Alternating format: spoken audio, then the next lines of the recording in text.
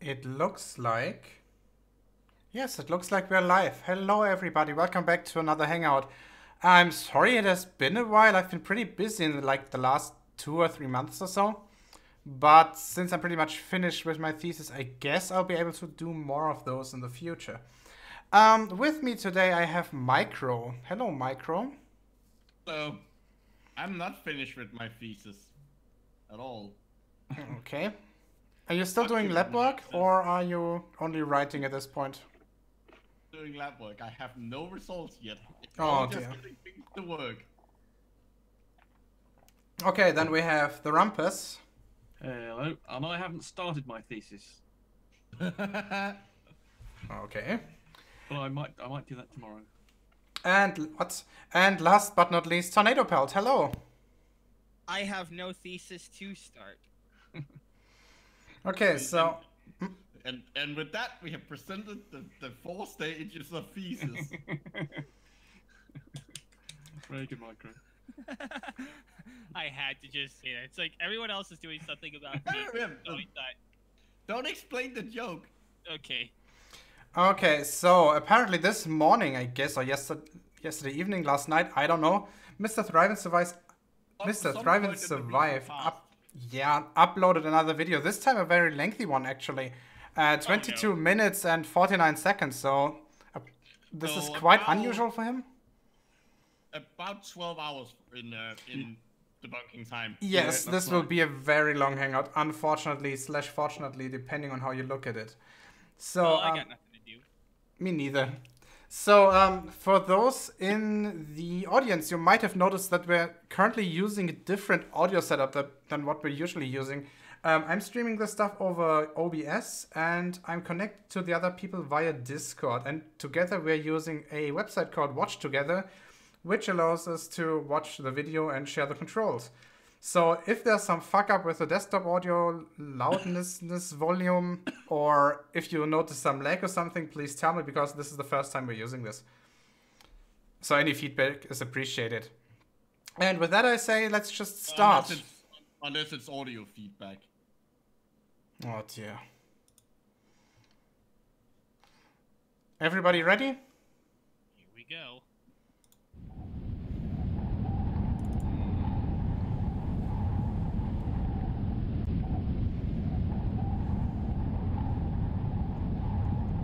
Stop.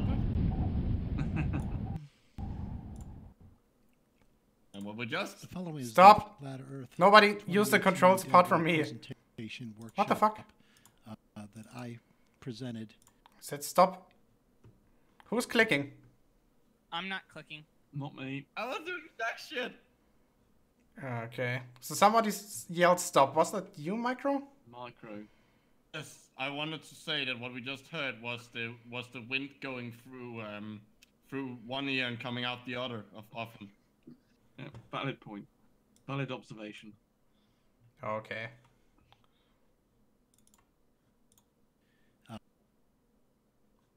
Along with Dave Moore. Who's clicking again? What the fuck is this? It's just you. You've got a problem here. Hey, it doesn't work. Hey. Shall I click? I'm going to click it. This is my half Works of for the me. presentation. Yeah, now it's working. Told people there that Yeah, I would did it. present I clicked this it. on my channel. And if you would like a PowerPoint presentation copy of this, you can write me at the address provided at the end of this video, and I will provide the PowerPoint presentation to you. I'd also like to mention that I plan on doing a moon documentary, which will hopefully allow people to come to the realization that NASA is lying to us about the model without having to mention flat Earth. That should be something that I will have done in the future. Excuse me? What the So hell? this presentation is based on the observer being able to prove the lies that NASA tells us about the moon. I don't think this setup works that well. Why? It worked very nicely in the testing. It seemed to work perfect. It works instantly for me. Okay. Maybe it's just that it's... Okay, from now on, Rumpus is in charge of the clicking and stuff. Okay, yeah, let's try that. So apparently you guys are a little bit low, so let me increase your volumes.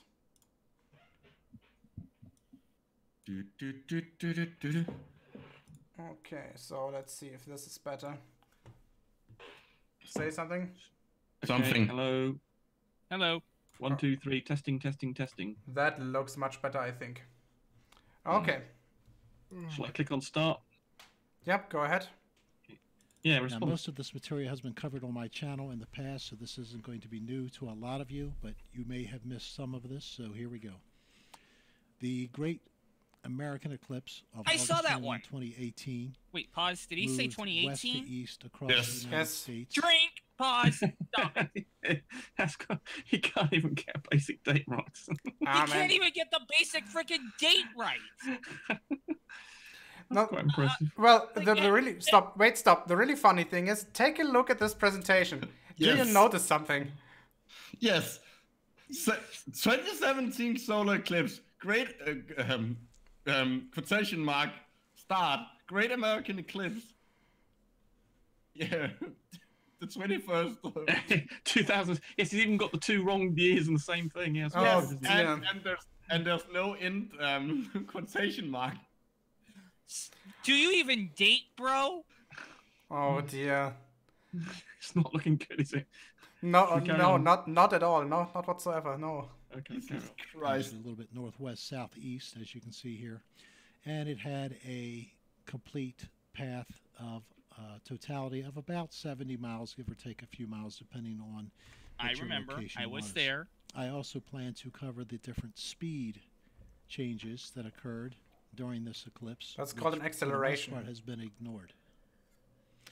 Now, NASA made a big to-do about the eclipse going from west to east, and Stop. they showed different. Is this gonna be the fucking him not understanding why it moves in the opposite direction of what he thinks it should? Yep. Oh my god. Well, Micro, you're partially right, yet partially wrong. You will see. It's way worse than you think. Oh, no. That's pretty kind bad. of wrong. That's pretty bad. I can probably explain this. The moon's tangential velocity, or rather, the moon's tangential velocity is greater Models, than and the there's been all Earth's kind of people. rotational RPM At the surface. Yeah. Or at the the surface. Right. Or are you comparing angular speeds? No, I'm comparing the moon's tangential speed, as in the rate of speed at which the moon's shadow moves across the Earth, Yeah. versus the angular speed of the Earth. Right. An angular speed is in degree. Yeah. You mean linear speed actually, but okay, never mind. No, I'm talking No, about the he Earth. means rotational. Yeah. One is the speed at which the moon is orbiting. The other one is the speed at which the Earth is rotating. Yeah. Both are linear speeds. Yes, I mean he's talking about the surface velocity on Yeah. the equator, so that's So linear I'm speed. I confused you. I called it angular speed. I thought you were trying to say something else, but in fact, it is actually a linear speed. Yeah. Right. When these things move. I'll carry on. Rumpus, you need to carry on. Yeah, you're in charge of carrying on. Yeah, sorry, I'm. Okay, when I click on it, it stops and starts. I full screened it. I had the Ah, same okay. problem. Right. Okay. Oh, It's the full screening that does it. Okay. Who are defending the globe, showing how, because the speed of the moon has to cover so much more in a path around the Earth, that it moves actually faster than the Earth's rotation speed of 1,000 miles per hour at the equator, and thus all eclipses must proceed west to east. So you can go to NASA's website and you can pull up eclipses way into prior BC, and I chose to pick 1961 to 1980, and we're going to look at this particular eclipse over. So, in other words, the model works. It's able to, you're able to go back and forth in time and get accurate data predictions. Yes, which is something he never actually acknowledges. But Yeah, if you take a look at his comment section, of course the people are all over it. Question the side chat: hybrid eclipse. What a hybrid eclipse is when the moon is at the exact right distance for the shadow, the umbra, to be indefinitely small. That means that the eclipse actually starts as an annual eclipse, then becomes a total eclipse, and then becomes an annual eclipse again. That's weird. So those are obviously super rare. And I don't think there is one on this chart, is there? I'm not seeing anything.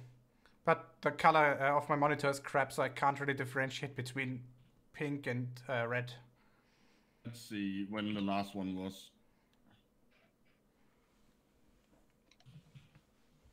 Yeah, here's the thing. Partial eclipses are the most common type of eclipse. Then you have the annular, then you have the total, and then you have the hybrid.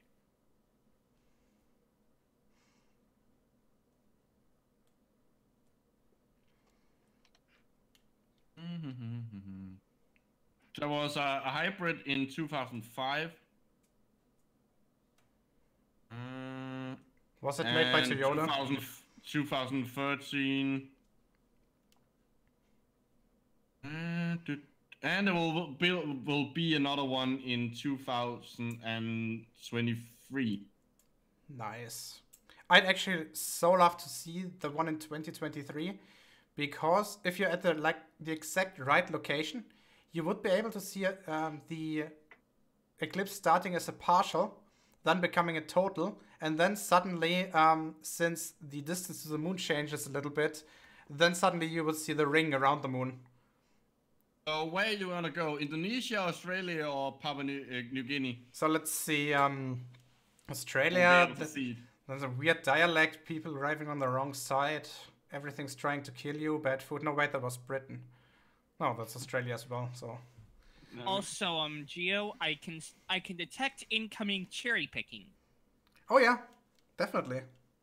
Because he's going to cherry pick the one eclipse that doesn't look like it matches, and then use that as proof of his claim. Actually, I see two that really don't match, but we actually like more three or four depending on how you look at it.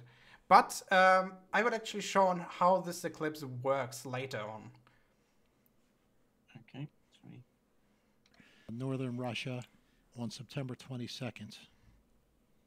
So here is the same eclipse blown up. This is September 22nd, 1968. And this evidence suggests that the moon path cannot be explained by NASA's model. The eclipse starts in the upper right-hand corner here. That's not the upper right-hand corner. The eclipse heads from east to west. Yes. It then turns southwest, then due south, and then it turns to the east. Now, you can add to this that as the eclipse is actually, the path is moving this way, what is happening to the speed of the moon versus when it's down here moving west to east? The speed of the moon is going to be the same. Look at it when it's moving north to south. Now, someone, or actually two people, took me to a simulation of eclipses and tried to show me that this was possible as the sun rays were coming over the top of the earth. However, when they saw that the eclipse date was on the equinox date, September 22nd, 1968, they realized that that was a bum steer. So they had no explanation for this, and I would say neither does NASA. Stop! How can they explain eclipses moving west? Yeah. Okay, Tornado, before you say anything, I got the explanation right on my computer using two very simple programs. Do you want to go first, or do you wish to let me try to explain this? Well, first of all, I was going to say, is it possible that the moon is moving a little bit southward relative to the face of the Earth? Yes. And presumably it's right on the edge or something. It happened at some point in the evening or something. Yep. Also, you guys are pretty much dead on correct. Also, what projection is this map? Because it's obviously gonna be distorted. Yeah, but that's not really the problem. Okay, so it's not the problem, and it's not the problem and not the cause, but it is like a factor in how it appears on this map. Now, I'm gonna show you. Actually, then I will have to share my desktop to you guys in Discord. Yes, how are we going to do that? You won't be able to see it. Oh, that's fine. There we go. Can you see it? I need to go to Discord now. Where's Discord on? So, yes, I can see it. Entire Let me just screen. full screen you. Screen 1. Okay. So, this is my really crappy globe model that I just made using Paint 3D. It's literally the worst thing I've ever done. Okay, so more or less both hemispheres. Right, that's not too bad, yeah. Yeah. It's not too bad. The only reason I'm doing this is because I need a 3D entity with approximately a representation of us drawn onto it. Yeah, I mean it's fine. The main thing is I have to draw on it. Okay. Oh, why is it going wrong through Britain? That's what I want to know. Well, I because suppose it's going along the Greenwich Mean Line. yeah, I mean I was look downloading like- 2 pictures for Eastern and Western Hemisphere, and obviously since the prime meridian goes through Greenwich, that's where the cut will be. Whatever. Oh. Say Greenwich again. Greenwich, by the way. Yeah, fuck you. Not Greenwich. Greenwich. Greenwich. Okay, so let's turn this a bit. Okay, so as we see, Russia is over here. Yes. France is here and also over there. What I'm gonna do is I'm just gonna... So imagine that the camera is now positioned right at the sun. It's Okay. on fire. Good. Yeah, fuck you.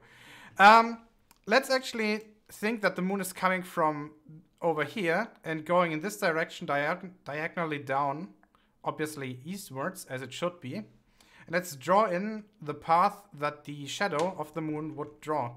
So I'm gonna draw a straight line which would represent the path of the shadow through 3D space. Let's see where the shadow actually ends up on the planet. As you can see, that's pretty crude because I'm wiggly for some reason. It's I know, it's crap. fine. Let's twist this. It does the purpose. Oh, look what you got here. Ah! Oh, look! So, as Rumpus thought, and he's right about that. Ooh, where's the other? No. So this eclipse happened on, as MrThriveAndSurvive's said, on September 22nd, 1968. I got it somewhere. Where is it? Here it is. This is the Wikipedia article about it. As you can see, Rumpus was right. It was happening directly before sundown. Dusk. Yeah. So yeah, the umbra of the moon's, the center of the moon's shadow barely hit the planet, and that's what's causing this. And of course, the key thing is that most eclipses occur. Eclipses have to occur, or total ones have to occur when the Earth is at the side on. In other words, when the axis is at a No. When the moon's orbit is at a node. Exactly. When the plane that the moon's orbit describes intersects with the plane of the ecliptic. Yes, and that has to, yes, and doesn't that have to be? Yes, I'll get back to you on that. Great argument. I'm actually coming up with something in GIMP to explain how this thing would work. Since it's basically on the September equinox, we can just ascribe a line going through the equator at...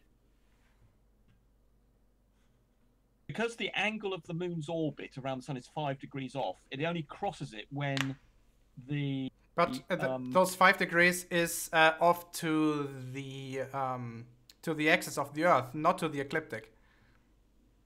Those are two different things. Yeah. No, I think it's relative to the ecliptic. At 5 degrees.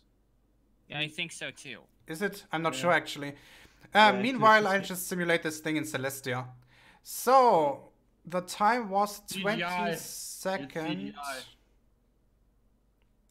22nd of September, wasn't it?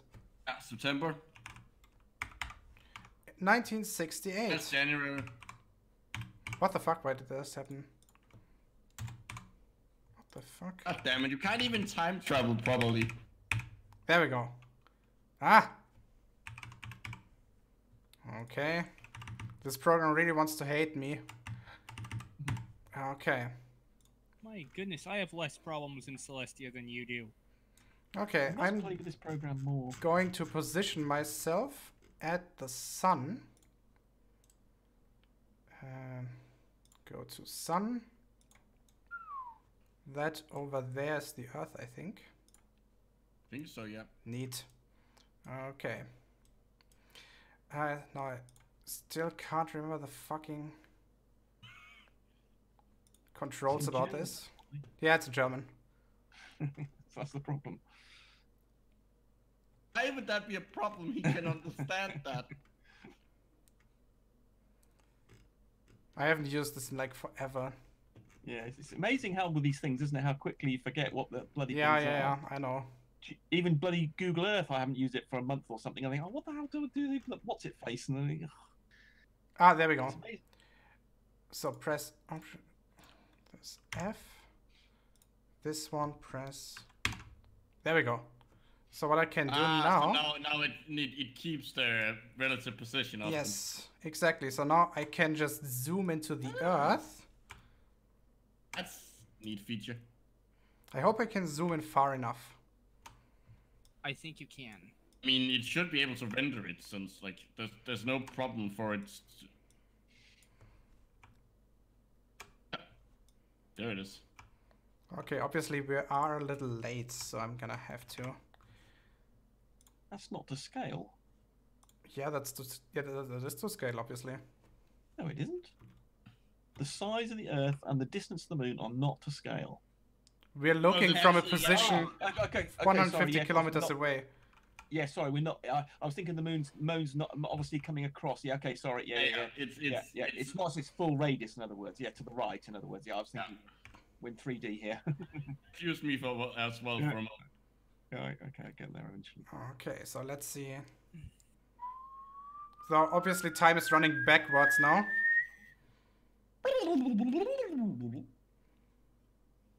Boom.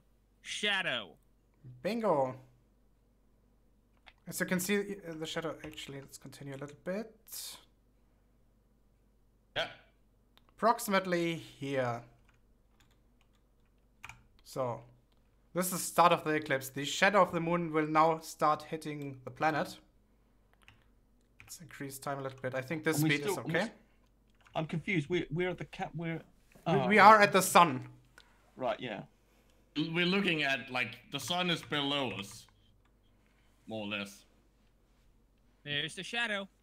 As you see, the shadow's here, hitting western Siberia. As I predicted, the moon would be going downwards, as seen from our vantage point. Uh-huh. And the red line is the ecliptic, is it? Yes. Pretty much. Well, since I'm focused on the Earth, it's the orbit of the Earth and therefore the ecliptic. Yeah. As you can see now, the shadow is here.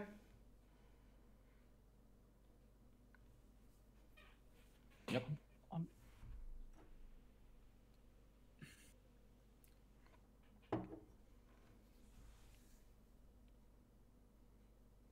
This needs classical music.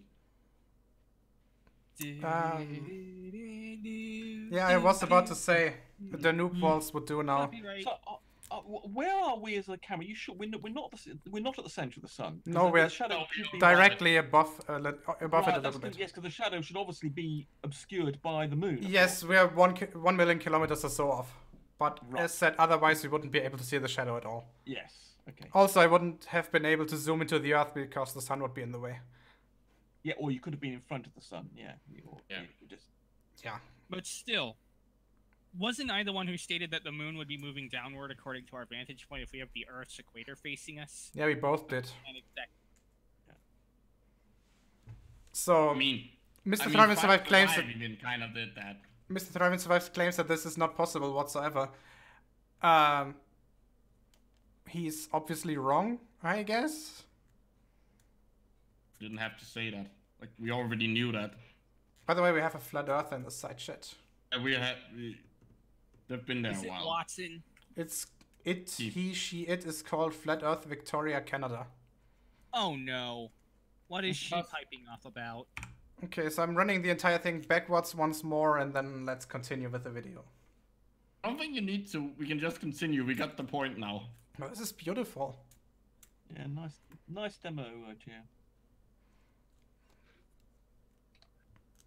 It does. It's amazing what we can do these days. I mean, we could talk about this, but to visualize it like this, so that it's absolutely clear, makes such a difference to people who only work in pictures and can't understand maths and concepts and argument. Do you remember, Rumpus, when Riley claimed a while ago that we weren't able to predict eclipses for like 20 years in the future. So Yeah, I pulled up an old MS-DOS program. Oh yeah, which that's would right, yeah. predict it. Yeah, it's just amazing, isn't it? And he said, "Nah, I think Yeah, I mean, we can predict how many. I think we could predict eclipses of the solar eclipses. I think was it 1,000 years ahead or something, can't we, or more? In fact, well, obviously the error bar is getting bigger over time. Yeah. But it's pretty close, I think, even for quite a long way into the future. Yes, I mean the Because more they make allowances for the drift of the moon out, and you know what it wiggles around. And yes, things and... obviously the more accurately we know the behavior of the moon, the distance to the planet in centimeters, the change of the distance to the planet, the change of orbital eccentricity, and so on and so forth. The more information we have about that, the more accurate the predictions are gonna get. Yeah, I mean, and of course, things like for instance, in the earthquake we had with that one on the Sumatra, that one in 2004, the Earth jiggled by a few tenths of a degree or something in its axis. So there's all sorts of things jiggling around, and Jupiter does things to us. I mean, everything's jiggling around like crazy.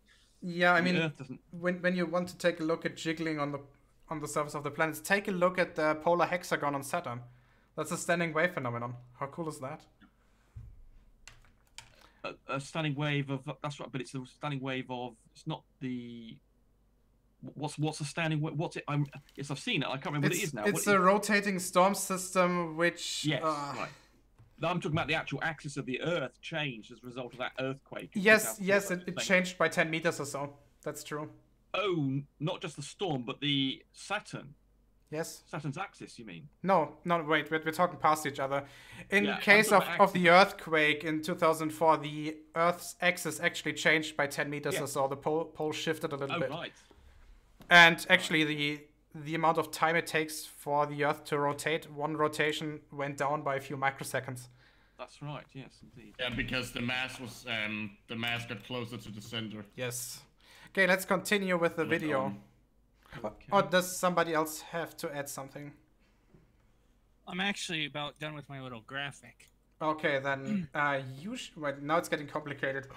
So you now have to share your video over Discord, and then I shall share this or whatever, and then I shall share Discord over OBS. Okay, just let me get this almost done. It's going to be describing the path of the moon and its shadow according to... Well, I meant in terms of 3D sort of space. Do it. I mean, it's obviously better than the monstrosity I made in Paint 3D. Alright, I'm preparing to share. Let's turn on screen share, share screen or window, and I want to... How do I change the How do you screen share in Discord? I've never done that before. There we go. Application window. I don't need a chart bar. I need GIMP. GNU image manipulator. There we go. Sharing now. Bink. I think... What the fuck was this? Yeah. I'm trying to get this thing shared. There we go. Can you see it? Yeah, I think I just have to stop sharing and then I can maximize. And I was thrown out for some fucking reason. Yeah, Discord is being weird today, isn't it? Okay, so... There we go. You are now being presented. Now, the approximate path of the moon shadow here is being presented up in this area right here with the moon, path of moon, and all that jazz. Not to scale, of course, but it still works the same way. You see the straight line being ascribed from our perspective if we were facing the sun? Yes. Yeah, like we just saw. Yep. Yeah. It's pretty much the same thing that I was drawing. So yeah, Mr. Thrive and Survive, it is perfectly explainable in the heliocentric solar system model. It is perfectly explainable, and you are wrong, Mr. Thrive and Survive. That's not a bad effort, actually, Torpedo Belt. That's not too bad. Torpedo? Sorry, it's not torpedo. Tornado, sorry. You know that now you have to rename yourself to Torpedo Pelt. Sorry, Torpedo. Why does everyone keep calling me that? Okay, let's continue. There's an E. It's because you got the pelt on the end. There's an E in there, and it naturally falls in, swaps it with the A, so it becomes torpedo. And they've got P's and E's in there. I tried P&E once. Got so high. Oh You god. pell tornado. No idea what I just said actually means. At least you're Anyway, not we should high on move on. LDS. Right. Anyway, we had science sneak into this. Okay. Shall I start the video then? Yeah, continue with the video, The please. east, Right. as in the Great American Eclipse, and they show all the orbital data that proves it, and all You're these screen different grabbing people it have come properly, up with, trying to show that it must move west to east when you have something like this that takes place. Now, many of you have seen my videos on the eclipse width being only 70 miles wide. What is the significance of that? Well, according to Stop. official science, Stop! when you have a single light Stop! Okay, Oh no! so we Yeah. all know where this is heading already. Oh, God, this is the classic, isn't it? Yeah, Yep, down the it's- dumpster. It's the classic. As we can see in his drawing, the light source is smaller than the object that's casting the shadow. Yeah. In this case, the umbra, which is the central part of the shadow, where all the light from the light source is blocked, will be the same size as the object or bigger. However, the moon is not bigger than the sun. Ooh, It is way ooh. smaller. Yes, Ooh, it's yes, good smaller point. by a That's a very factor good- of what? 500 or 400. something? Yeah, 400. whatever. Well, the Earth is. Oh, right, that's 400. Yeah, no, that's the distance to the. Yeah, the No, distance. the ratios are about the same. 400. Yeah, it's 400, isn't it? Yeah, 'cause the distance is also 400. Yeah. Okay, so what do we get when the lamp is bigger than the shade casting object? And by the cone way, of the umbra. Is smaller than the object casting it. and what the fuck is wrong with the title of this page? Shadow I think it is- means shadow is greater than or equal to blocking object. Oh dear. Couldn't he have taken those 10 seconds to find the special symbols in Word or PowerPoint for that matter? Still, There's a lot Mr. about Thrive and special Survive symbols. has no sense of scale. That's the thing. They all don't they? It's one of the key features of a flat earther. They don't understand scale. It's quite extraordinary. I understand scale, and I have a and my understanding of all this is minimal at best. Yeah, and I think they have to do. I mean, this is typical in this diagram. They have to be able to do everything in the bedroom. In their bedroom, if it can't model it in their bedroom, they don't think it can happen in the outer space. No. So everything has to work in the bedroom or the garage. Otherwise, it's fake. Yes. Do you That's want... the only scale ratio they can cope with. I actually made this entire thing to scale before I hang out with Riley about 1.5 years ago. So here's the entire thing to scale. Those blue balls, those are the Earth. At different, because the distance between the moon and the Earth changes. So I model it for 3 different distances. The moon is over here. That's the gray ball. And the sun is way over to the left. I'm not gonna bother zooming. Well, actually I am. Gonna zoom out all the way. This will... Notice how you lose all sense of relative size between the moon and the Earth, and they all basically become one giant object. Yep. And there's the sun. Sun's over Model here. to scale. Yes, model to scale. Dang, you good. Just takes forever. Because all the zooming. Oh wait.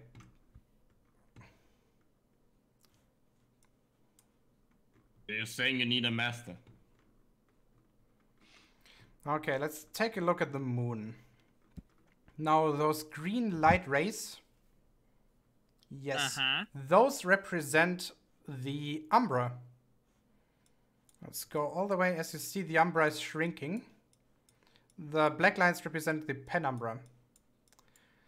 Shrinking, shrinking, shrinking. Getting pretty fucking small. By the way, this... It's amazing how small it gets, isn't it? It only just makes it to the Earth. Exactly. So let's see how big this part of the Earth actually is. Now, this is not perfectly to scale, I think. But it's getting pretty close. Close enough. Yeah, close enough. So let's Close see. enough for general purposes. 1 point here, 1 point there. Distance.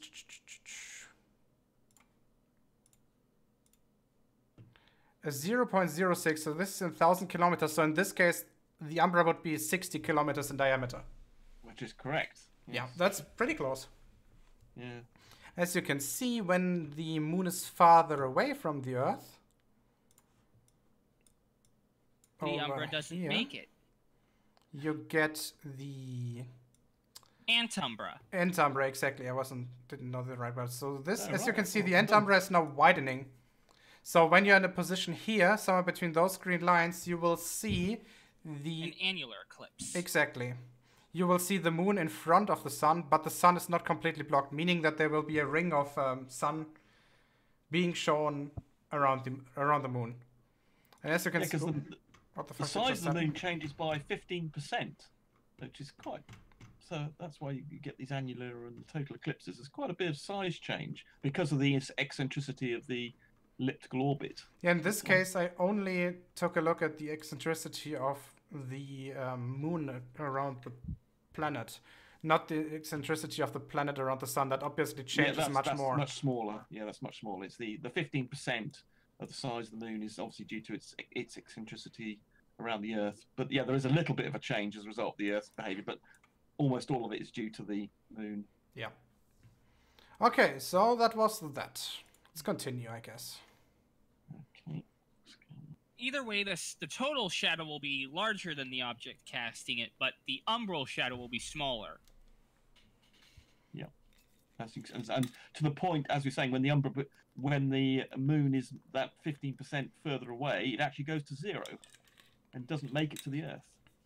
Light source, which is what we have during an eclipse, you cannot cause the shadow of the blocking object. You cannot cause that shadow to be smaller than the blocking object. As Stop, you can see asked here, and answered. the lines fan out, and the diameter of the blocking, the diameter of the shadow is larger than the blocking Asked object. and answered. Now, people will get in and say, well, you can have a smaller light source, and that can cause... Oh, he mentioned larger light source. Well done. or larger Oh, light source, and that can cause Rumpus, wait, differences. it's getting worse. Well, NASA tells us in their own model that the sun is 400 times further away than the moon, but the moon is 400 times closer, and the diameter changes then are equal. This is why there appears to be a perfect fit of the moon over the sun. The relative distances don't matter for the property that the shadow is getting smaller if the light source is bigger than the shadow casting object. How isn't he able to understand this? Again, he doesn't understand scale. That's what it all boils down to. He just doesn't frickin' understand scale. Oh, wait, I should amend that by saying he just doesn't understand. Yeah. You could have stopped yourself. No need to qualify. Yeah, I mean, how many? It suggests to me that he's not watched any video. I mean, even if he watched just what was on YouTube, he would know this was a piece of idiocy. That there was an answer. So he clearly has done zero research, even for a flat Earth. I mean, you only have to do. How many YouTube videos would you have to do on this? Searches would you have to do to find this out? One. Really? Yeah, one. I could understand this without even a slight YouTube search. Yeah, in fact, you'd have thought if they were in any way genuine truth seekers and they had this issue of why is it that the shadow of the moon is smaller than the moon, you'd have thought they could type into Google, why is the shadow of the moon in an eclipse smaller than the moon? That's all you would need to do. But that's obviously beyond him. Or if he ever did do it, do we think he's ever done that? No, we're obviously not sure. He might have, but he then dismissed it as more NASA lies. Yeah, it's interesting. Would he have ever done such a thing, or would he have then got the information and rejected it? Because as a simple piece of geometry, it's so obvious. When you Google, I'm like, just do it now. God damn it, and see what happens. I mean even if you want to do the experiment yourself, all you need is a neon light source with an approximate size. Well, half a meter, 1 meter, you can get it at any Home Depot, and any object to cast shadow on, or cast a shadow with. A pin and a grape. Yeah, either a pin and a grape, or a fucking plate, or a fucking, I don't know, an orange, whatever. Any spherical object will do. Right, so I've got immediately got a YouTube video. I just typed in, why is the moon's shadow smaller than an eclipse? And here one immediately comes up with a YouTube video. So, right. So, these, Jesus Christ. So, you see, just don't have an inquiry. They don't want to know. Perhaps they're just worried they'll get an answer. So, argument from personal incredulity. Yes, it's... which is basically argument from nuh-uh. Yeah, I mean, do they... It's interesting. Do they have the presence of mind to do a Google search on the thing they're talking about? Because I mean, I don't know. Presumably, people here who try and give presentations, I'm sure Geo does when he's investigating some stuff on this. He will immediately research his subject before he does a video, just to check some things he might not be. You know, obviously stuff he really knows, he obviously wouldn't check, but just something he maybe not be fully familiar with. You do a quick Google on it, don't you, just to check stuff? And so this guy clearly didn't do that, or he rejected what he found. I wonder which it is. Anyway, I'll carry on. I think it's B. Right. So their own explanation destroys that. And as you can see here, this crisscross of the light rays is not possible from the sun being 93 million miles away. You have almost perfectly parallel rays coming to the moon. Pause. He just answered it. He just said what would be responsible for it. Almost parallel. He didn't mention the sun was a lot bigger. So, but he got the 93 million miles in. So he got half the answer there. Oh, I thought like the way I understood what he just said. He basically said that you can't get shadows unless you have that crisscross of the light. But you have that crisscross in every case. Yeah, but like... Well, with parallel lines, of course, you don't. I mean, the point is that the light from the sun is not parallel. It's got 0.5 degree. He just admitted it. He literally just admitted that he literally just said the sun's light is almost parallel. Yes, it sounded as though he did understand that, yeah. Almost parallel does not equal parallel. The only way to have parallel lines is if those parallel lines do not intersect, because parallel lines don't intersect by definition. If they intersect, then they're not parallel. There's no almost parallel. There's just parallel and then not parallel. Yeah, I mean, anything that has an angular size, not a point source, means that the light is not parallel. And the sun is clearly not a point source. It's 0.5 degrees in size, which means that the light is changing, coming at 0.5 angle, and therefore it's not. But he did actually say almost parallel. So I mean, that suggests that he almost understands that. So he got several things right there. He got the 93 million miles, light almost parallel, but he didn't quite get to the point where the sun. But he knew. He did mention that the sun was.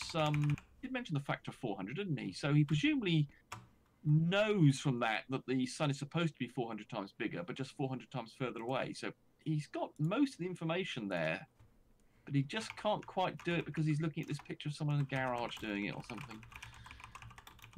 Anyway. No, I think I know why he's doing it. I think I know what he's doing it for and why exactly he's doing it. May I present the answer? It's gonna come in as an audio clip, and it's a free sound effect. Don't worry. Okay.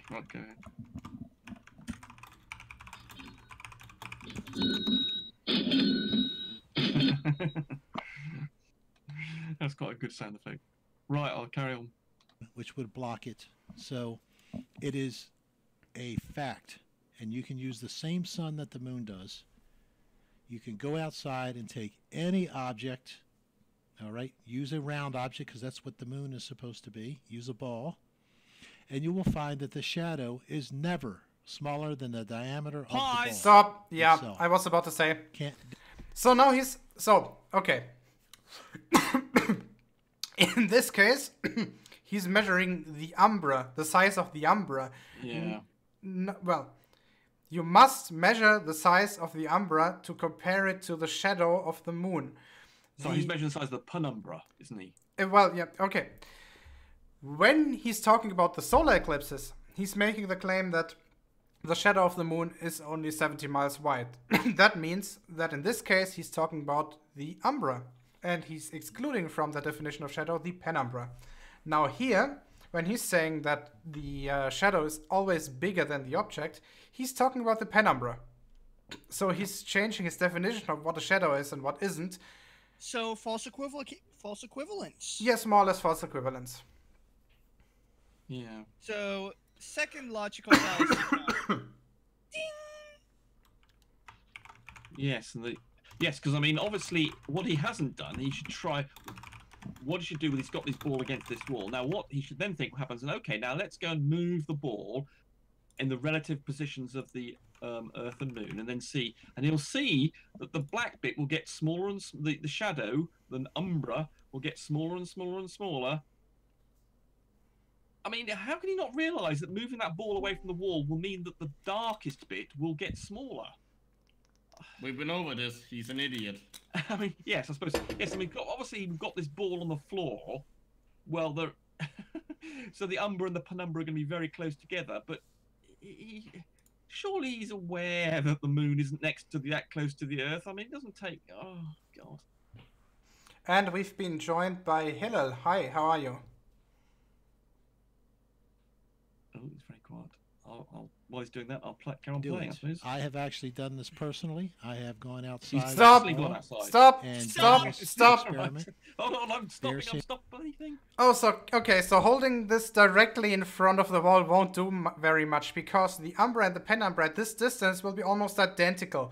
You have to hold the ball farther away from the wall to actually see it. The edge of the shadow will become more diffuse as you increase the distance. This is what the umbra and penumbra are. Also, the wall is at a weird angle compared to the sun. Yeah, but that's excusable. I mean, you cannot turn the wall. No. Remember, because that will make the shadow larger. Yes. Yeah, he could have done with putting a proper sort of screen behind it. He didn't need to use a wall. He could have just used a piece of paper or a piece of card or something to align it as required. But obviously that, yeah. So. Yes, I mean I think that's a good point, Micah. Actually, I mean this exaggerating the size of the shadow and the yes, which he wants. Yeah, which he wants. Yes, exactly. It emphasises his point. Yes, so I think that is actually a valid thing to say that it's. He obviously. I mean, this is the thing. They do something and they get the result they want, and then they stop. You know, think, oh look, that's what I want to show. That the shadow is bigger. Therefore, now stop whatever it was I was doing. That's got the result I want. Stop thinking. Make the video, and off you go. Rather than thinking, was that correct or not? Yeah, so I think that's a good point. So confirmation bias. Yes, very much so. I think yes, you can imagine he put that ball, got the shadow, bigger size, and thought, excellent, that's the result I want. I'm now going to stop now. Yeah, I mean, this is a rather sophisticated concept, I think, for these people, though, isn't it? Confirmation bias. Yeah, I think getting that sort of level. I mean, I think that's only proper people really being self-critical are going to do that. And the guy has been so not self-critical. As I say, he hasn't even Googled the question he's asking, so he hasn't bothered to find out anybody else's opinion on this matter. He's just simply said, "Oh, that seems right." He's seen that diagram. Presumably, someone else. He's seen that. Presumably, that diagram. He didn't make that one with the. He's presumably seen it on some flat Earth thingy, and just copied it and then thought, "Yeah, that's it. That's the road that's been sent down. I can't think of anything else. I've got the answer I want. It says it can't happen. Therefore, I'll now stop thinking and then move on to my little personal demo, which indeed the same thing happens, and stop thinking again." Now, here's the thing. The issue is that the diameter of the total shadow will never decrease, but the diameter of a part of the shadow, namely the umbra, will decrease. Yeah, exactly right. Yeah, that's a good summary there. Right. Saying that the diameter total of the moon diameter of the shadow is 2,159 miles. If the shadow of the blocking object cannot be smaller than the object itself, then we... I mean, he's actually... If you say the shadow is the penumbra and the umbra, then he's actually right. Yeah. Yes, but that was not what he was saying earlier. Indeed, yes. But I'm just saying it just as a... He's definitely using... He's using shadow to mean just the umbra. Yeah. He just wants... We should have a minimum size of 2,159 miles across of the moon blocking. The shadow cannot be smaller than the object blocking light. Now, people will say, yeah, but there's the partial eclipse shadow. No, there is no shadow Wait, in the partial stop! eclipse. Oh, for fuck's sake. Absolute- So now he's just gonna kick the penumbra completely out of the window, is he? Yes, apparently he is. Does he not realize that while that the penumbra means almost shadow? Actually, the I think it original means half shadow, I think. Officially. Yes, I think it, Let's look up the etymology. Okay, so let's take a look at actually the solar eclipse of August 21st, 2017, also known as the Great American Eclipse. Do you know what the penumbra is? It's when the moon only blocks a portion of the sun's light. Okay, do you which see generates? do you see this GIF? Yep. Yes. Okay. The Nice little tiny itty bitty dot in the middle, that's the umbra. The gray area around it, that's the penumbra.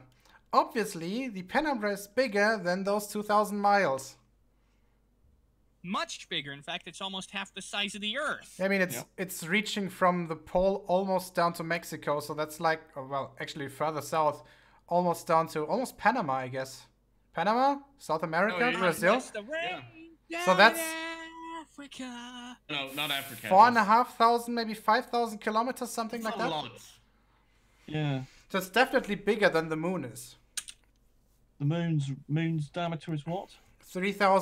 3,400 or something kilometers.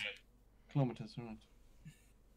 Yeah. So as we've been saying throughout, our theme has been penumbra. Yes, we know that gets bigger, and the umbra gets smaller. But Well, I now suppose he's that's just quite- wanting to kick the entire penumbra out of the Yeah, equation. indeed. And now he's sort of denying there's he was basically saying there's no shadow in a partial eclipse.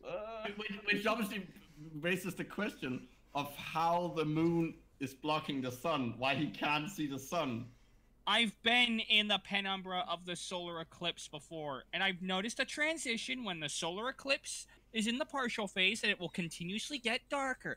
Now, how could that possibly happen unless the moon is blocking the sun's light? The sun has a Yeah. dimmer, you know.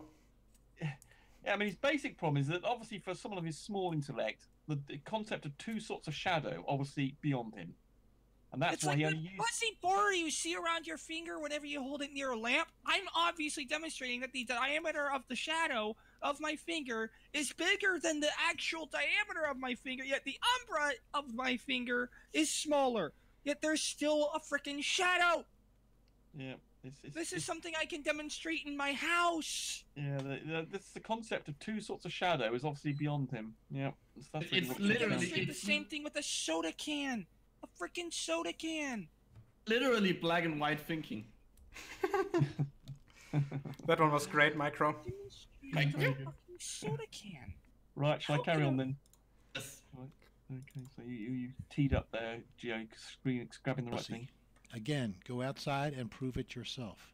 Gravitational pull and ties. Stop. Science says that Oh, when the stop. moon Stop. is Right, okay. Well, Okay, so the Something, I first guess. the first part has been done, and I guess we've refuted it. Are there any questions about it from the side chat? oh, yeah, Anything that's Can you not give me a link clear? to the side chat? yes, Well, I've been looking at Obviously, I'm something. talking about the external one. If there are any questions, or if you have something to add about the first topic, then now's the time. Also, Hill, can you? No, we cannot hear you. It looks like either you muted yourself or maybe you set the wrong microphone. I'm not sure, but we can't hear anything from you.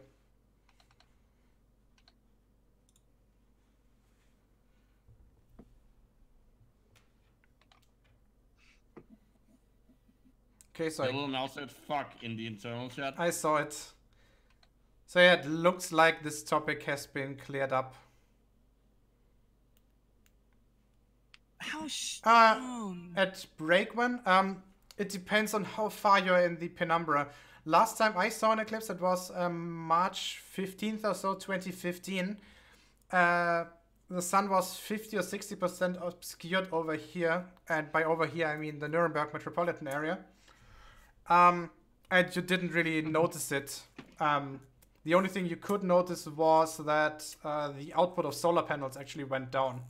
But otherwise, you didn't really notice it would be getting dark or anything. I guess when it's not so obscured, the eyes just adapt a little bit, and you won't consciously notice it. We're making Bob hungry. Making Bob hungry. Yes. He's getting ideas about donut-shaped Earths and things. Okay. Right. Eclipse issue debunked. Thank you very much, Skydog59. Why not Skydog69? Whatever. Okay, so let's continue with the second part. Here we go. Right, we're gone.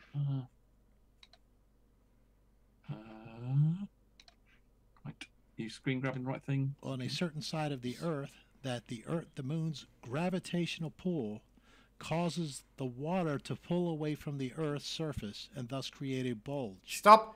They say that the gravity is stronger than the rotational force of the Earth. And then on the other side...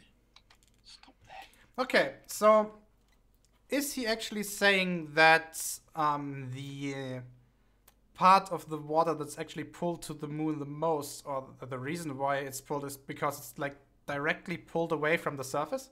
Yes. Okay, so this is false. Well, actually, no, it's not. There is a small effect, because in fact the Yes, but ground... that's not the reason for the bulge. Yes, the reason for the bulge. It's a small factor. Yes, Yeah, but but the main it's not the main reason for it is that the water that's perpendicular to the direction of the moon, that actually gets pulled to the sides, and the only choice that the water directly under the moon has is to move out of the way, which is up. If you understand what I mean. Yes, because it's piled up. Yes, I mean, I think there are two effects. It does move towards the moon, but you're absolutely right. The water that's we can think of the top and the bottom of this diagram, where the sea level is at its lowest. Where you can the think Earth's gravity is going to be tangential to Exactly. Yes. So if we could draw, yes, I could draw this. If you think of the gravitational pull, if you think of the Earth, if you think of a bit of water at the top there, 12 o'clock. It's being pulled down to the center of the Earth, and then there's a tangential, as Micro said, of the moon is then pulling to the side, but that's not being opposed by any gravitational pull of the Earth. Therefore, the stuff at the 12 o'clock is actually is going to be pulled towards the moon, and it's not going to be opposed by the Earth. Whereas the water that is at 3 o'clock is going to be opposed by the gravitational pull of the Earth. So it means that the water, in fact, is at the 12 o'clock is going to have a tangential, if you like, or 3 o'clock direction type sort of pull on it, and that's not opposed by the Earth's gravitational pull, and hence that water will sort of go towards the 3 o'clock position and then sort of accumulate as a bulge, as a sort of cumulative effect at the 3 o'clock position. Yes, so he's actually gonna make a claim about some positions on the planet where he thinks that the tides aren't explained by gravity of the moon. And what we're gonna do is I'm gonna take out my crappy little three-dimensional globe that I was drawing in Paint 3D, and we're gonna take a look at it. So please continue. Right here. Oh, one other thing I'd like to say, there's some of the models of the... I mean, he's actually correct in saying that rotational force, you can model this in several ways, one of which is to think that the Earth actually, the water is spinning around the baryocenter, the actual...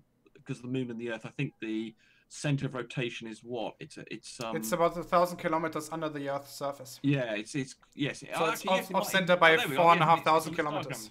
Yes, in fact, it's on this diagram, that cyan dot, actually. Yes, but that's the... But obviously the centrifugal force only plays part on the bulge that points away from the moon, not the other one. Yes, but there are some other ways of modelling it that actually don't do that. But yes, I mean, this is one of the ways of modelling it, and so you can say that indeed the stuff on the opposite side, because everything's spinning around the cyan dot, that's one way of modelling the bulge opposite the moon. But there are actually other ways that don't rely on this. But anyway, it's just an interesting. Well, at least we have a way to model it. Yes, yeah. You can pick two ones that explain it. At least two models that explain it, and this is one which makes you think that in fact it's the centrifugal force that's making it go out at that point. Anyway, so the cyan dot is centrifugal and such. But there are some other explanations that don't rely on this thing, so don't think it's the only one. Anyway, they say the rotational force is stronger than gravity. So no. both sides have a high tide. We don't when say you that really... at all. it's just If the rotational force would be stronger than gravity, guess what would happen? yes. Hands up, hands up. We'd be flinging water out into space. Well, not only water, because yes, true. we would be flinging everything on that side of the planet out to space. Good point, Alex. Pause. I have to add something. If he says that the rotational force is stronger than gravity, if he's saying that, then that means that everything on that side will result in everything on that side would basically be flung off the planet, including the pieces of the Earth itself. Well, there's an issue there. It's a solid object, so it obviously has as well as gravitational force. It has, just like when you try and pull something apart. Yeah, Rumpus, obviously we're talking about a hypothetical Earth rubber pile that's not held together by anything but gravity. But anything that's loose, indeed, anything that was vaguely loose and not firmly attached to itself in a bit of rock or something. Yeah, that's called a rubble pile. Right, the rubble pile. Yeah, okay.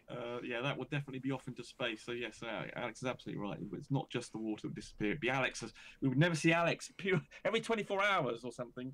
We would have to go and retrieve Alex from space. Anyway, that's not how any of that works. Thrive and survive. We look at this; it really falls apart when you understand that the rotational force is virtually zero at the poles. So we should constantly have larger and larger tides as we go. Well, let's get that right. If he's using this model, which you say you don't have to do, but it's one of the more common ways of modeling it. Everything is rotating around the cyan dot. So the poles are still rotating around the cyan dot. It's the area around the cyan dot that would have zero centrifugal force. So he's wrong on that. He can't even looking at his own diagram, he's drawn the wrong conclusion. I've actually found a very higher simple in latitude. But remember this diagram. So sorry. I have measured different things. Okay. I actually found something from NOAA, which is not related to NASA. High tides and low tides are caused by the moon. The moon's gravitational pull generates something called the tidal force. The tidal force causes Earth and its water to bulge out on the side closest to the moon and the side farthest from the moon. Okay. Also, So it's if I'm not not just... Carol. Yeah, also, if I'm not mistaken, it's because of the Earth's rotation that there's a slight difference between the moon's actual location and where a high tide is. A little bit. That's a different issue. A little bit, Hillel, but there's also a geographical issue for every single location, and we will see that in a minute. Yeah, that's a different issue. That's just saying it's not quite, the bowl doesn't quite point at the moon, but it's a minor effect. Tides and low tides all over the Earth. Here's the east coast of the United States, where the moon is located over Africa when there is a high tide. This in particular is Baltimore, Maryland. If you look at my original video on this, which is in August, I believe, or September of 2015, I give all the data. Is this right? I mean, that's not the but. This is not right. This cannot be right. I do not believe there's this much lag. I mean, he's got a lag of almost 180 degrees here. 90 degrees approximately. 90 degrees, yes. No, Yeah, it but is this- about 180 degrees. So, I mean, he's got the moon.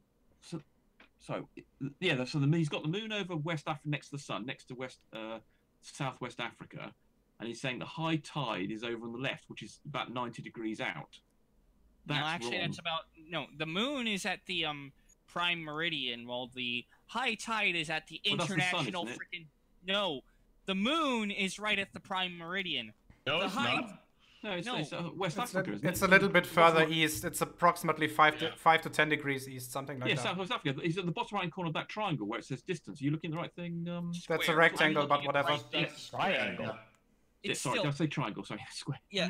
I'm looking at the moon as a sort of thing. It might be 5 or 10 degrees off, but he's still got the high tide over by the international fucking date line. Yeah. Also, he's not 90 understanding that there should be 2 high tide bulges, Yeah. not only 1.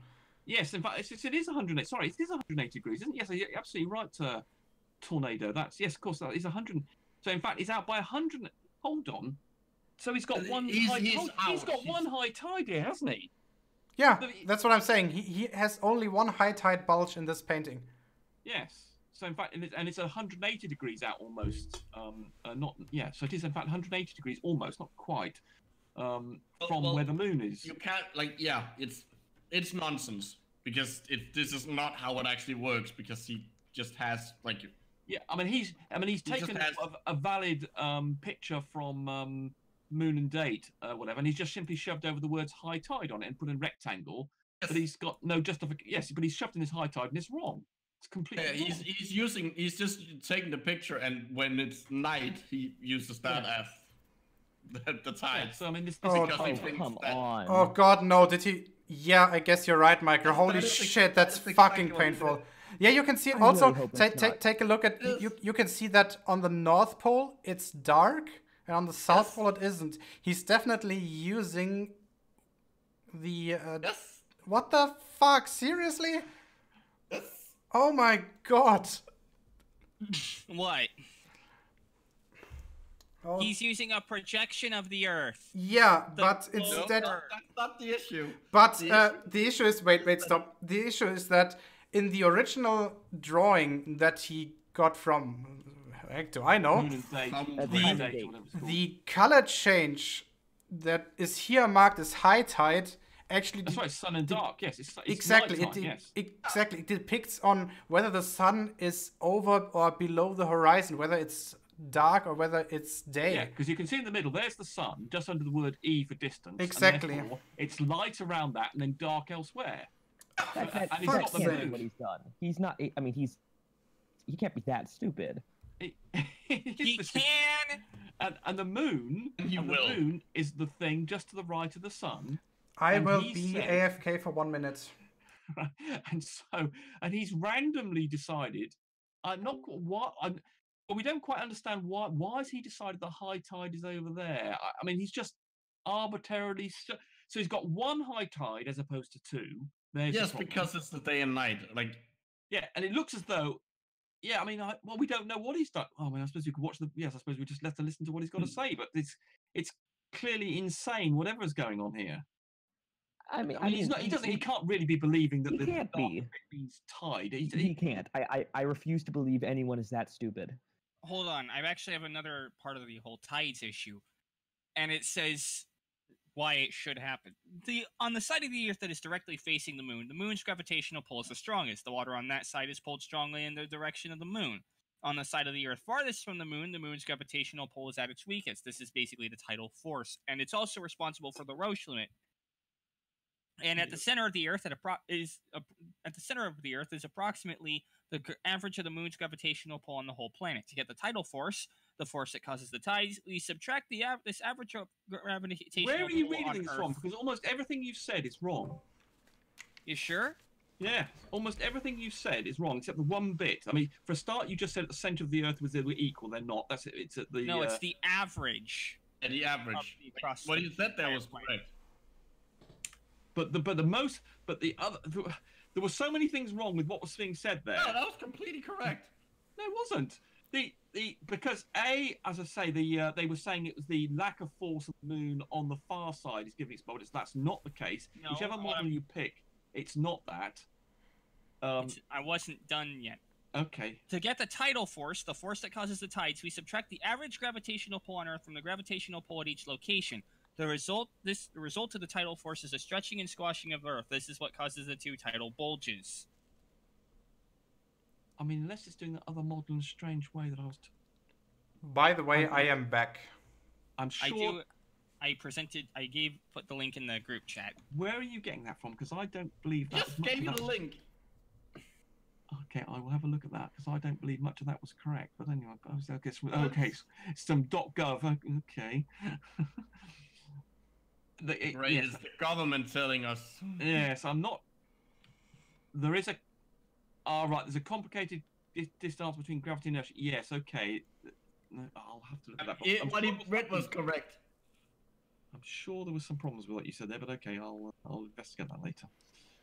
Oh wait, I just checked something, and I think I might have an answer for this. Okay, first of all, I think the part he's saying is high tide is actually that bit in the green circle rather than just the nighttime side of the Earth. Oh no! So I think that might be what he's saying, because I don't think he's just saying that the high tide is just the entire nighttime side of the planet. And the other thing is, about the remember how I was mentioning there's that lag between where the moon is directly overhead, or rather where the moon crossing the meridian versus where high tide is. Yeah. So the difference there is, if I remember correctly, about 2 hours. So the moon will pass the meridian, and about 2 hours later, it'll be the first high tide. Really? So if you actually, because the Earth rotates 15 degrees every hour, that's going to be a difference of 30 degrees, right? Yes. Yes.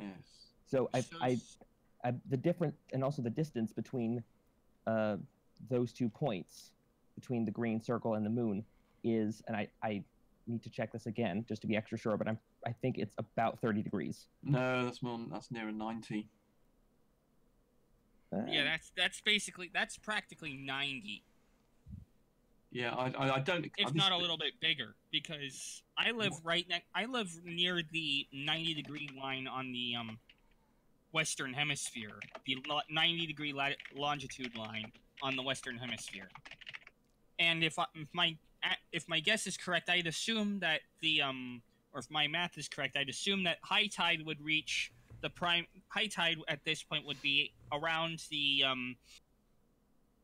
what would you call the projecting tip of Africa? Not the south bit, but the bit projecting westward. What would you call that? I've just read up something. It does say here that the lag is 2 hours worth, actually. Yeah, so it'd be near the western big bulge of Africa. Yes, it's certainly not 90 degrees. Yeah.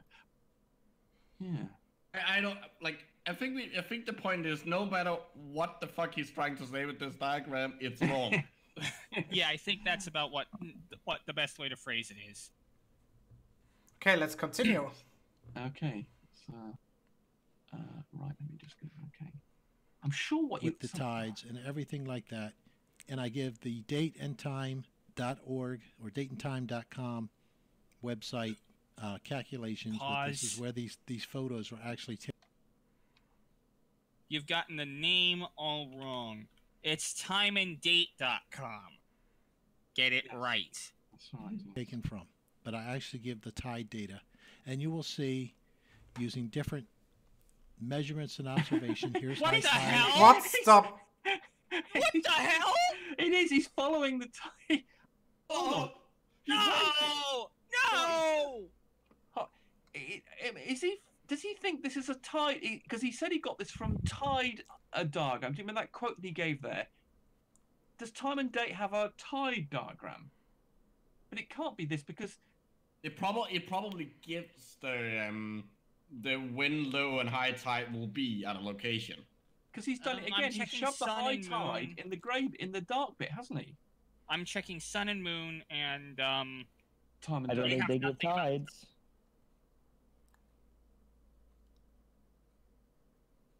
hold on, site articles, tides. Let's see if they have anything about that. The moon causes tides on Earth.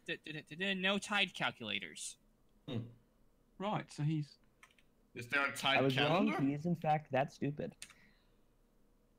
Tide predictions. NOAA tides and currents.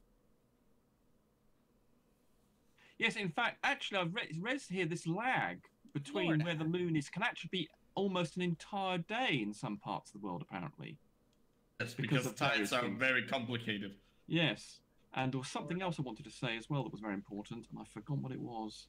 And there are places on the Earth where there's one low tide and one high tide during a day. Oh, that's right. It's about that was it. It was the Mediterranean because we talked about earlier about this. There are no bulge. tides in the Mediterranean because That's they're. And the reason for that is exactly what we were saying about, and Micro was saying about the tangential forces, because this is sort of piling up of water.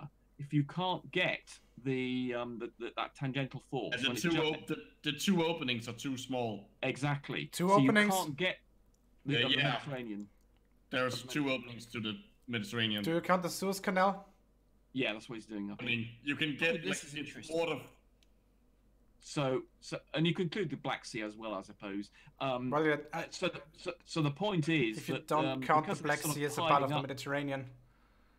So because of this piling up business we were talking about, where it's actually the air at 90 degrees, the 12 o'clock and 3 o'clock business. At the 12 o'clock, it's that water, because there's no opposing gravitational force of the Earth and just the moon acting on it, that piling up is the most important effect, and that's why the Mediterranean, although it's still subjected to the moon being over it, it doesn't have all the water coming in, you know, from the 12 o'clock and 6 o'clock position, because it's surrounded by land, and so that demonstrates why that effect is the much more important one than the direct force of the moon. So that's why I was disagreeing with whoever it was that was reading off that stuff from because in fact, actually, there's a fantastic video on this, and he was actually saying that a lot of stuff you do read is in fact wrong, and he in fact thought it was all wrong. It's only he's some sort of physicist now, and it's only he's learned in the last couple of years what was right. And I think so. For instance, I think what you were saying. So yes, the thing you were saying, you were quoting from, didn't demonstrate the issue we're talking about here about the 12 o'clock and 6 o'clock position in the diagram we had earlier as being the major effect. It was talking about the force on the near the center, which was the thing that Alex was saying. You know, he was dismissing it completely, and I said, well, there's a little bit of an effect. I think you misunderstood what tornado pelt was. Like, okay, I didn't. Okay, perhaps I missed the. That wasn't what the part he was reading was addressing. All right. Okay. When we start this again, if we go back a bit, because yes, I want to hear the sentence in full. We should let this video run a little bit longer at a time, maybe at least 30 seconds or so. But generally speaking, high tide will occur when the moon is on the other side of the Earth, or at Hawaii, with the tides and everything like that. And I give the dateandtime.org or dateandtime.com. Right, he's written up tides and lunar gravity, right? So he's put that there. Okay, right, yeah. Website calculations with this is where these photos were actually taken from. But I actually give the tide data, and you will see using different measurements and observation. Here's high tide at Hawaii. Notice how close the moon is here during high tide. Right. So he's not. So why? You paused right in the middle of the part I wanted to actually hear. Sorry, but I just want to point out he pointed to Hawaii saying having a high tide, but he had the words high tide. Yes, somewhere completely different. I was trying to figure out what the fuck he was on about with that. That's right. So, which is a rather strange thing to do. Yes, exactly. That's why I wanted to hear it. Or East Coast United States. And there are variations along the moon is here during high tide. Dateandtime.org 2015. I give all the data with the tides and everything like that, and I give the dateandtime.org or dateandtime.com website calculations with this is where these photos were actually taken from. But I actually give the tide data, and you will see using different measurements and observation. Here's high tide at Hawaii. Notice how close the moon is here during high tide. But during Baltimore or East Coast United States, and there are variations along the East Coast, but generally speaking, high tide will occur when the moon is on the other side of the Earth. Right, so I think his star is his high tide, isn't it? Is that what it's on? Almost. I'm not entirely sure why he's written high tide in it's completely. Yes. And why has he drawn it this rectangle? I don't get it whatsoever. Why not just a direct line between whatever point the moon is and whatever point he's trying to demonstrate where high tide is? Yes, exactly. Oh. And yet in the Pacific, you have high tide very close when the moon is there.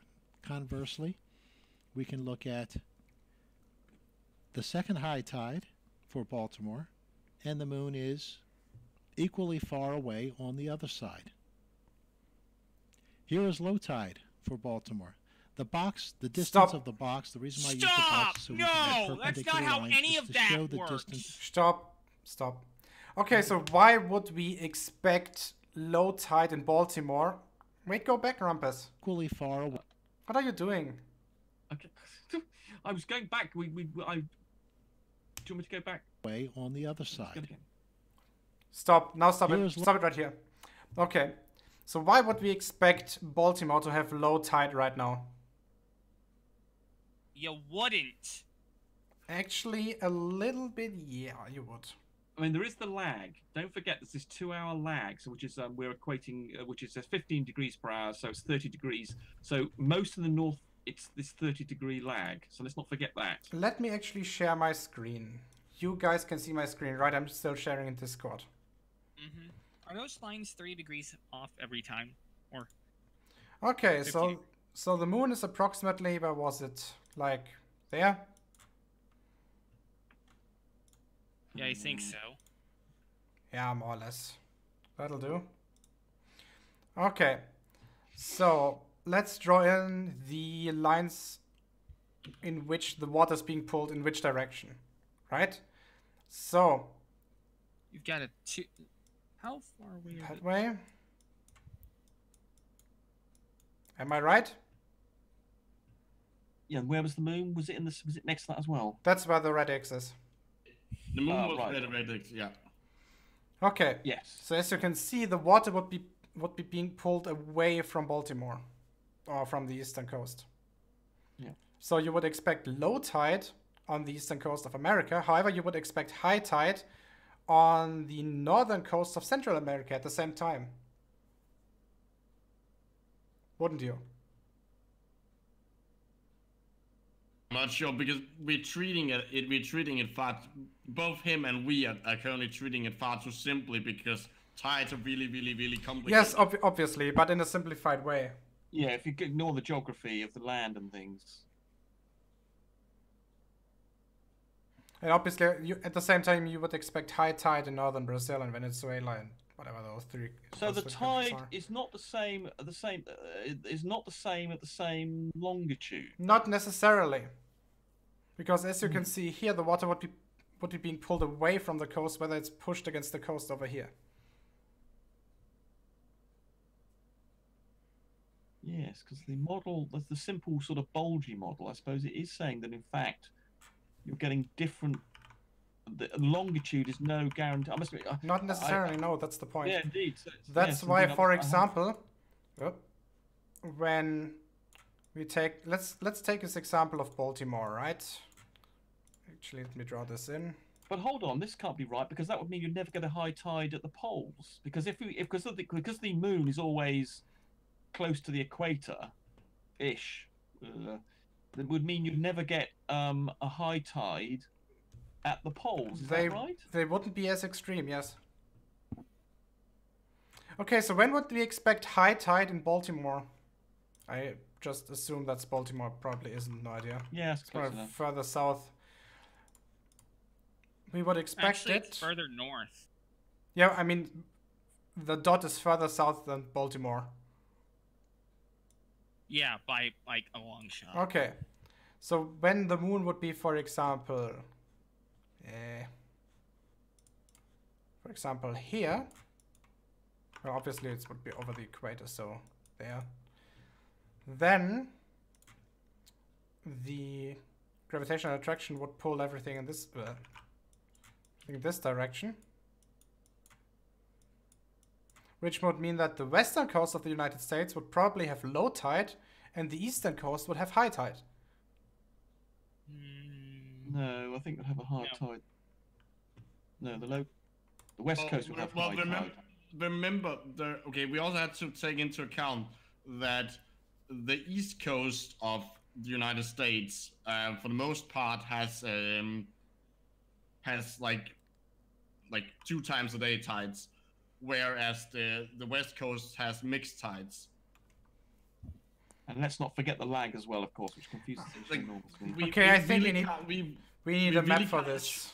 Is there a... Yeah, we really can't treat this because the part of the reason why the errors he's finding is a result of the fact that tides are really complicated and not just like 2 bulges. Yeah. I would like... Around. Is there a GIF for this?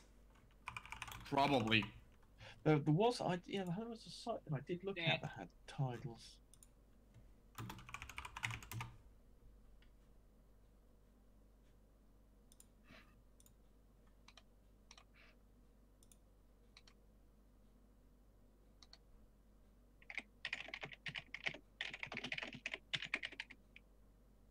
That one's too shitty.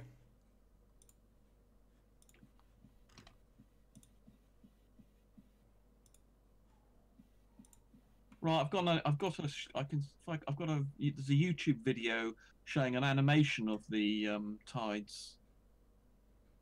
And they're weird. I found one. I found a GIF. Right. Okay.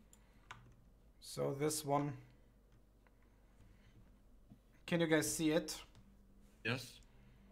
As you can see, at approximately similar longitudes, high tide and low tide can happen at similar longitudes simultaneously. For example, who just dropped out? Hillel. Hillel.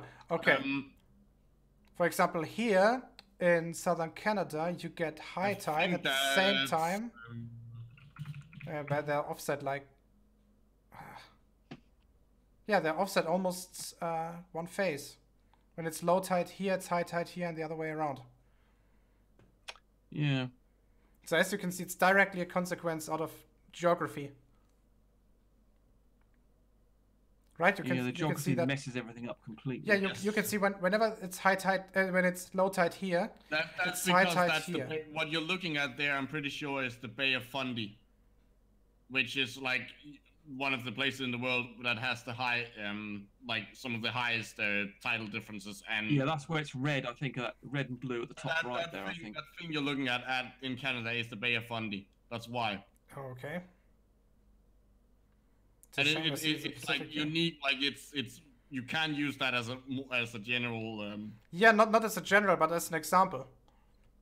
Because you can see how complicated the tides are from this, and that like he's trying to just say, oh, it's just like two bulges going around. He's not accounting for the fact that like the bulge obviously can't go through like the Americas. Like, yeah, you certainly can't draw any conclusions like he's doing about just a straightforward position of the moon, therefore there's the tide. Yes. You certainly can't make any sort of conclusions like that. Well, we're trying to use the simplified model. We're thinking of the dynamics of it just from the moon and the water. But if you actually want to try drawing conclusions from the tides of the moon, you just can't do that at all without knowing the geography effects. I mean, you could just see that diagram that Gio was showing with all the Antarctica and the bit around South America was entirely determined by what was going on in the geography of Antarctica and things, and around Europe. And yeah, I mean, it's just... You could not draw any conclusions at all from. Oh, from he's oversimple. He's saying the model is wrong because the model is wrong. Like he's correct that the model is wrong, but the thing is that's not the model we're using. He's using the oversimplified model that you use to explain tides in general, just to point out why like the specific really complicated stuff. Yeah, I mean, when I read that it was 1 day out of phase, I thought that's the end of understanding that then. I mean, if it's one part of the Earth is 2 hours out and another part is 1 day out, depending on I think north and south it was saying, how the heck you can't draw any conclusions about what the moon and the bloody. You have to understand the geography and the. Bob Senior says it best. Gio, you'll go nuts trying to work out tides. Probably, yeah. Yeah, so he's picked on some random thing and said, "Oh, this doesn't agree with the heliocentric or the round Earth." Yes, we agree. It's very complicated, so it's just a very complicated system, and so picking on it and then saying this does not comport with the simple rotation. Yes, you're right, but you can't then draw. It doesn't invalidate what the moon and the Earth and the shape of the Earth. It just means you don't understand how complicated it is. Oh, by the way, apparently Jason McCormick says that light bends upward faster than the inside of the Earth. Yeah, he's a hollow earther, isn't he? No, he's a concave Earth. There's a difference.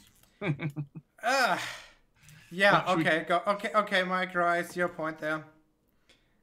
So basically, all of these going to find lots of things we can't explain in simple explanations, but we would. But now we're saying we can expect that because all the geography and everything's so complicated. Yeah. Speaking of geography, has anyone noticed what the geography of around Baltimore is? Baltimore is almost at the bottom of some kind of bay. I'm not sure. Oh, Chesapeake Bay, isn't it? I think. Oh, Jesus Christ! Yes, it like there's a reason. Like I'm not sure if he chose that on purpose or not, but like he's chosen a place that's like gonna have weird tides because it's at like the bottom of like a very narrow bay. Affects everything, and in fact, it's even more common. Think a place called the Isle of Wight, just at the south part of Britain. Oh yeah, just look at that. Tides. So biggest peninsula. Well, and Baltimore's over here, north of Washington D.C. Yeah, that's. Why not? Why does he have to pick this location? Why not something directly on the coast? Let's say. I don't know. Does he live in Baltimore? No idea. Yeah, that's an insane place to pick. I mean, you're going to get all the geography is going to determine what's going on there. That's absolutely insane place to pick. Absolutely insane. picked it because he lives close to it or something like that, or he picked it because he noticed that it's like it's going to have the most, but something like that is going to have the most discrepancy with what the moon is doing. Cherry picking. Yeah, so I mean, but basically his point is going to be, oh look, I can show there's no link between the moon's position and what the tide's doing, and we'll have to say, yes, you're right. But there are reasons for that. Shall I carry on playing? Yep. Actually, let's play this Low for 1 or tide. 2 minutes. Yeah, okay. For Baltimore. The box, the distance of the box, the reason why I use the box is so we could use perpendicular lines, is to show the distance from the measured tidal influence. So Baltimore, Maryland is here. The center of the moon is actually here. You can see that this is the opposite, virtually the opposite of what science tells us. Now you can pick different parts of the world and do your own calculations. I had one person said in Ireland or Scotland, I can't remember which one it was, the tides are virtually all over the place. So what you're saying is not true. Well, what you're telling me is that the moon must not have any influence at all if the tides are all over the place. So what we should have here, when the moon is closest to the east coast of the United States, the east coast of the United States should be experiencing high tide. Do the work yourself. You will find out this is not the case. Although there is a relation to the moon and tides, you will find that this relation is not a gravitational relation.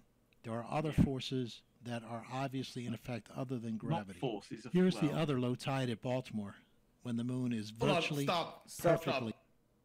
Hold on, like, out here, because I don't think he's thought it through. Because if he's saying it's not gravitational force, even if it's not gravitational, it's still a force that presumably like the moon. It's a force between the moon and the Earth. Well, he's saying there's no link, isn't he? Are you saying, Micro, are you saying that Thrive is actually capable of thinking something through? Fair point, but like it doesn't matter what, like you can substitute gravity or like with any other, it doesn't matter what force you pick, it's still gonna like act the same way as gravity would. Well, but he wants to dispel gravity, and he's basically found this argument for the gravity basis of the tide, and then he's saying it doesn't work, which actually is correct. But he then the data, it doesn't actually match what the moon's doing. That he then said that there is a relationship, but it's not gravitational. There's obviously other forces acting on it here, but any other force is gonna act like. Yep. Well, he's going to say it's not gravity. I mean, presumably this guy's a gravity denier. They usually are. So he's going to then say if there is another force, it's not gravity. So he's going to claim this is a win for him because he can be able to dismiss the moon's gravity as the source of this because he doesn't understand all the complicated issues around it. But he then said that. Yeah, but if I can finish my point. Sorry.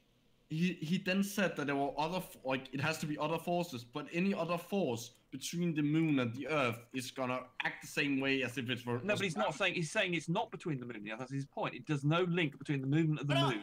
No. He said that there is a link. It's just not gravitational. Well, no. Surely the whole point of this thing is the movement of the moon and the tides are not linked in his mind. No, if you go back, he says that there is a relationship. It's just not what science tells us in a relation to the moon and tides. You will find that this relation is not a gravitational relation. There are other forces that are obviously in effect other than gravity. Here's the other low tide so he's saying there are other forces, but he's not saying where they're coming from. Virtually perfectly on the other side. Oh, you started a bit too late. Now, but science tells us that the moon is reflecting. Yeah, but I think his main point is he said other forces. He didn't necessarily they were coming from the moon. He just says other forces. He did say that it was that there is a relationship between the moon and the tides. But he then said there were other forces involved. So yes, and my point was that any other force you have that has in the moon, like to the moon, is gonna act the same way as gravity. Like that doesn't solve his problem. Well, it does, because these other forces he was talking about, I presume he's saying, are not related to the moon. No, he said wait, stop. Rumpus, he said that he can show, or that it's, that it's proven that the moon has influence on the tides, because the tidal pattern will repeat in concordance with the movement of the moon. However, he thinks that the simplified model of the two bulges does not apply, therefore gravity cannot be the cause of it. That does not, however, solve his problem, as Micro said, because he admits, MrThriveAndSurvive admits, that there's still a relationship between the moon's position and the state of the tides. I'm not So sure what he's I saying meant- that, though. What? I What I don't think he is missed- saying there's a relationship between the position and the time. Yeah, That's his he, point. he said it. He literally said that. He literally said that before I left to make Okay, more. well, he said... A gravitational relation. There are other forces experiencing high tide. Do the work yourself. You will find out this is not the case. Although what we should have here, when the moon is closest to the east coast of the United States, the east coast of the United States should be experiencing high tide. Do the work yourself. You will find out this is not the case. Although there is a relation to the moon and tides, There you it will is. find that Right, there is a this relation. relation is not a gravitational relation. There are other forces Right. that are obviously in effect other than gravity. Well, okay, well, I'm saying when he's saying other forces, he doesn't mean to say they're emanating from the moon, I believe, or something. There's some other forces that are coming into this. I don't believe he's saying there are other forces from the moon. Well, they have to be like related to the moon somehow. Otherwise, you wouldn't get the relationship. Well, he's saying the relation. Well, he's saying that the relationship is tenuous. I don't think he is accepting that there's a. Well, he did say there was a relationship. It's just not gravitational. And then he wants to substitute it with another force, but if you just substitute gravity with another I think force, he's saying that the moon is having. There is a relationship. It's part of the relationship. It's part of the cause of the tides, and there are other forces that are causing all the other confusion. So there are other forces that are also causing tides. I believe he's saying that the moon is only partially responsible. No, I for think that. Obviously, Rumpus, you're wrong on that. I think Okay, Micro's well, right. this is- He's saying Okay, that the we'll moon go is causing it, but it can't be gravity. That's his point. yes. yeah. Well, So he's that would be a denying nonsensical thing to say. To say that the gravity isn't, but there's the other forces that are coming from the moon that are doing Of course, it. it's a nonsensical thing to say. It's MrThriveAndSurvive. No, but I mean, even he is. I don't think it's that stupid to say there's a force coming from the moon called gravity, which is responsible, and there's another force coming from the moon doing something. Because he hasn't thought through my point that doesn't solve this problem. Okay, I'm predicting. Anyway, that move he on. thinks This is okay, well, I'm just going in predicting circles. that he thinks there are other forces possibly coming from other places that are also doing it. That's my belief in what he's thinking. But obviously, we're guessing what an idiot thinks, and that's very difficult to do. Here's the other low tide at Baltimore, when the moon is virtually perfectly on the other side of the world. Now, science tells us that the moon is reflected sunlight. What science tells us is that Yeah, the sun... stop. Right. So The moon is. He just Wait, asserted that wait. the moon. stop. I think First- he meant moonlight. guys, reflected sunlight. First of all, apparently we've passed topic number 2. Yes, we're on number 3 now. So yeah, we're on number 3 now. So again, to the side chat, if you want to know something about topic number 2, now's the time to ask. Yeah, good point. Let's give them like 1 minute. Yeah, good point.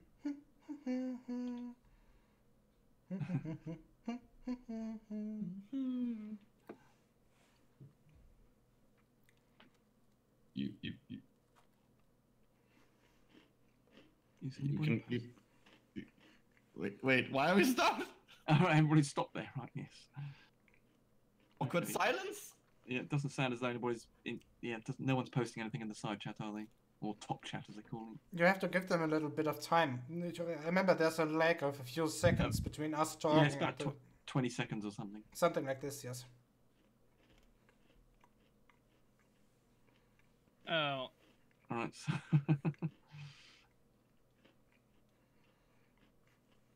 yeah. Sort of, Jason, you don't have to write in all caps. You don't have to shout. It's like written words and speaking are different. You don't have to shout over everyone else. Does he know there's a caps lock key?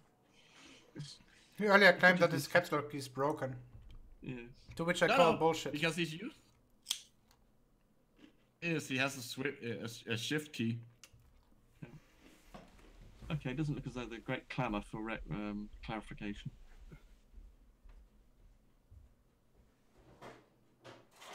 Okay, it doesn't look as though. Shall I carry on? To melee plate PG, what the heck is a hyperbolic paraboloid?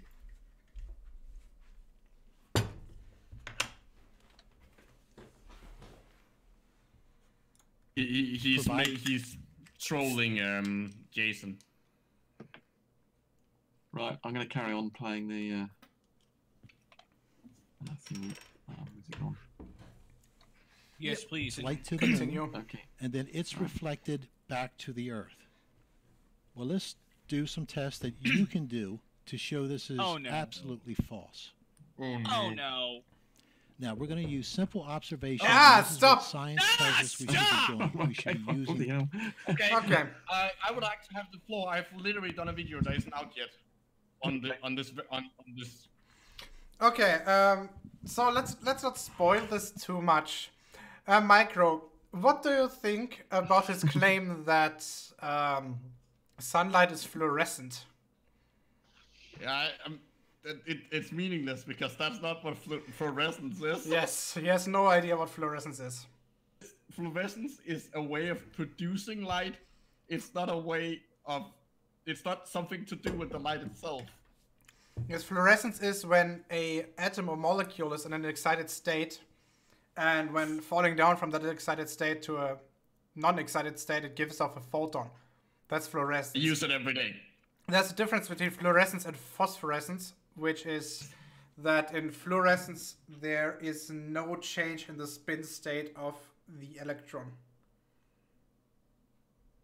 And fluorescence happens in phosphorescence, you get like after you turn the light off, there's still it's slowly re-spinning. Whereas in fluorescence, when you turn off the light source that's giving the energy, you also stop getting light from it. Yes, that's because the time it takes for that electron to fall down from one state to another is just longer in phosphorescence because you have a change in spin states. I just wanted to take what you said and actually make it into something that you don't need a degree to understand. Okay, hey, I knew this shit before I got my degree. Okay, you're also a giant ass nerd when it comes to chemistry. Okay, so he's claiming that moonlight is septic. Yeah, that's a good one. No. He is correct that sunlight is slightly antiseptic. Yeah, that's called kill UV things. light. It's called UV, and also the fact that it will heat things up and dry them out, which is itself bacteria refers to desiccation. Yeah. And how is it supposed to dampen fire? It doesn't. If anything, it actually increases it. Both of them are gonna increase it because they add more energy to the system. Yeah, I mean, with moonlight, this is obviously neglectable. It's also neglectable in sunlight. You're being out in the sun, making your campfire in the shade or in the light doesn't really matter. True, but when you pass sunlight through a lens, obviously you can set things on fire with it. And you can't do that with moonlight. Yes, but because you can only ever get when you concentrate the light from an object, you can only ever get it as hot as the resulting object. as the surf. Yes, but this completely refutes his claim that sunlight dampens fire and moonlight decreases fire. Yes. It's the exact opposite. Also, he's wrong about the colors. Red spectrum and blue spectrum. Yes. Yeah, moonlight is more red than sunlight. If you look at the emission spectra. Yeah, I don't know that by heart it's possible. I don't know. Look at the color temperature Well, of them. It's obviously lower. for sunlight you get the 5,700 Kelvin or something. Say that again. the sun is basically a black body. Yes, it's a black body with a temperature of 5,500 Kelvin, I think. Which means it would emit light within the range of 500 something nanometers. Well, the question is, where's the peak emission? And that's directly a result of the temperature of the black body. I can look that up. It should I can give you the color temperature. I think about 5,700 Kelvin. Yes, the sun is 5,600 Kelvin, and moonlight is 4,000. So moonlight is more red than sunlight, so he's wrong. Oh, and yeah. The reason why moonlight looks silver is because it's a low light source, so you're mainly using your rods to see it.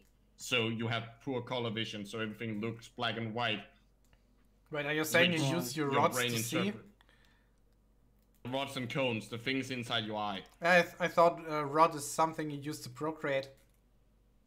It's a different kind of rod. Ah, got it. I think. One eye. Here's the thing: the sun's peak emissivity. Not an eye with rods.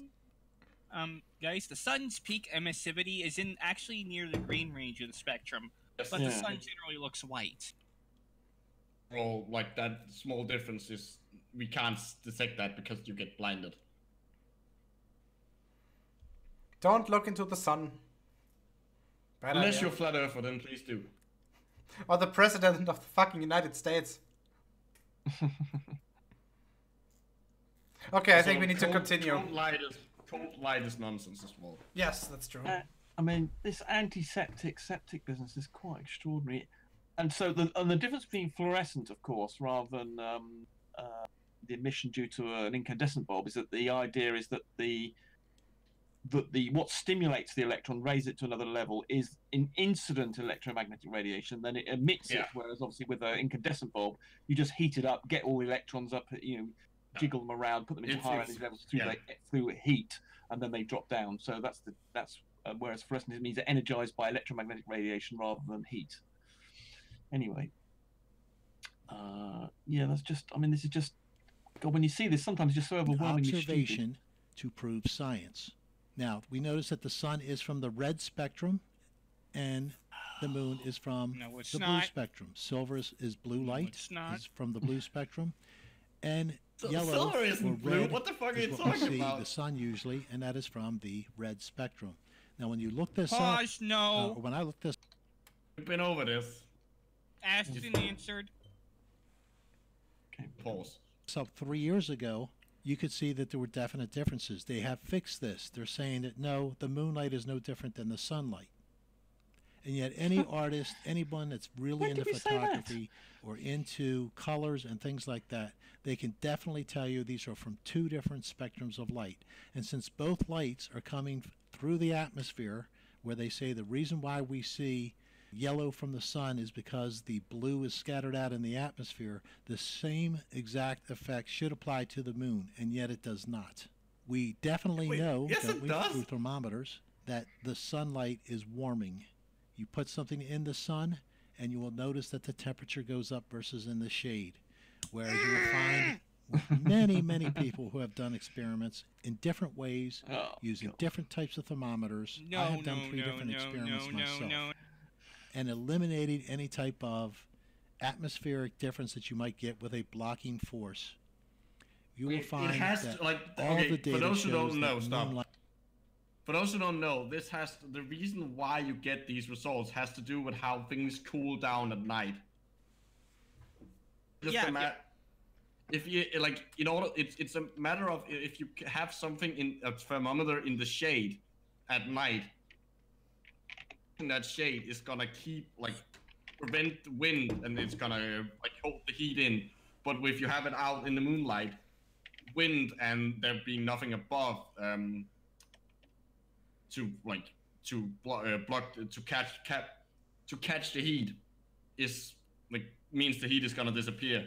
I mean, obviously you can resolve this problem in the experimental setup by just passing the moonlight through a fucking glass piece. Which I guess those people don't do. Saying is true. then it should be cold. You should be able to stand in front of a window with moonlight on you and feel that you get colder. The problem also is that you wouldn't actually be able to see the moonlight if that was true, because in order to cool things down would require that the moonlight removes energy, like the weird whatever photon, like anti-photon things. I'm not sure what to call them. From the moon. I don't think there is such thing as an anti-photon. I don't think there's something like an anti-photon. No, I think the photon is its own photons- antiparticle.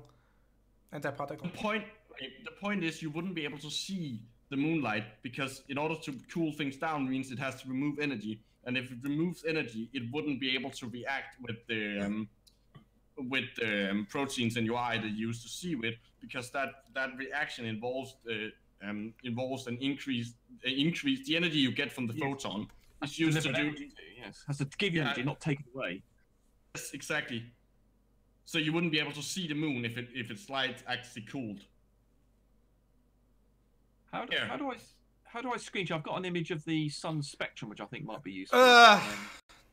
You on Discord you just scroll over the on the screen. You'll get a little thing that will come up, and there will be okay, I just wanted to get... Okay, so I need to stop screen sharing. Just wanted to show in task. Oh God, how do I? Does it have to be the entire screen? Is there any way of? No, you can share an individual window. Oh God, I didn't see that option.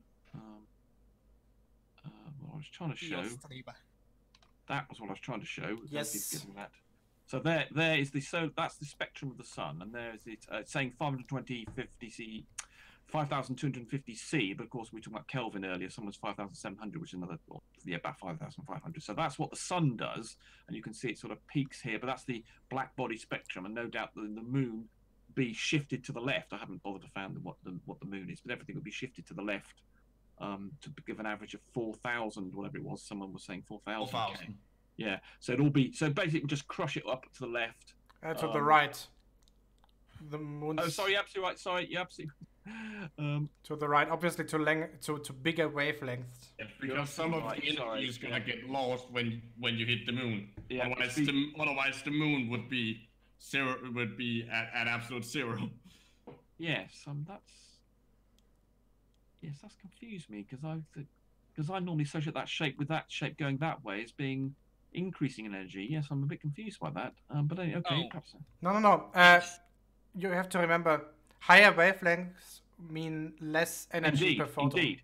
But it's just the shape there. I normally associate that with the frequency increasing to the right, not the wavelength. Okay, must have got that wrong. No, that's perfectly fine. Anyway, so indeed, okay, so as Alex said, it's shifting in fact to the right. And the higher energy stuff, so that means the smaller wavelength is higher frequency, which is, again, the words going left is the higher energy stuff. And even it says here UV, visible, and UV is the higher energy wavelength. So indeed, it will all be shifted to the right on that for the moon. Anyway, that's all I wanted to show. So I'll stop sharing now. Okay, so stop sharing you as well. Oh, and also the thing is, if you actually use an IR camera, a FLIR camera on the moon, I mean, if you look at the moon through a FLIR camera, you'll actually see that the moon is hot. Yes. So, Mr. Thrive and Survive, you are a liar. An idiot. Both. Right, shall I carry on? Light is cold, and we're going to look at a couple of those examples. I won't get into too many details with this, but I will have in the future an experiment that I plan on doing to show that the sunlight is antiseptic. Stop! This is why animals lay out in the sunlight. Stop! The bacteria. Right, okay, here we go. I'll put that I hope that his experiment implies infecting himself with whatever disease and then lying into the direct sunlight in the hope of a cure. He also just said that sunlight being antiseptic is the reason why animals lay out in the sun. It's not to, get warmth. Get warmth or vitamin D? Nothing like that. No, it's to get rid of It's to get rid of disease. By that logic, they maybe should jump into a volcano or something. That would also get rid of the diseases. Okay, shall I carry on? But I will have in the future an experiment that I plan on doing to show that the sunlight is antiseptic. This is why animals lay out in the sunlight, because it kills the bacteria so that they don't stink and get putrid. Whereas the moon itself is considered to be a septic light where bacteria would actually tend to grow in moonlight. Again, a future experiment will show this. It is also reported that sunlight dampens fire. Reported by whom? No! Increases You can fire. use sunlight to start Stop. fires. That's why I have Stop. done an experiment. Grandpa, stop. Citation needed.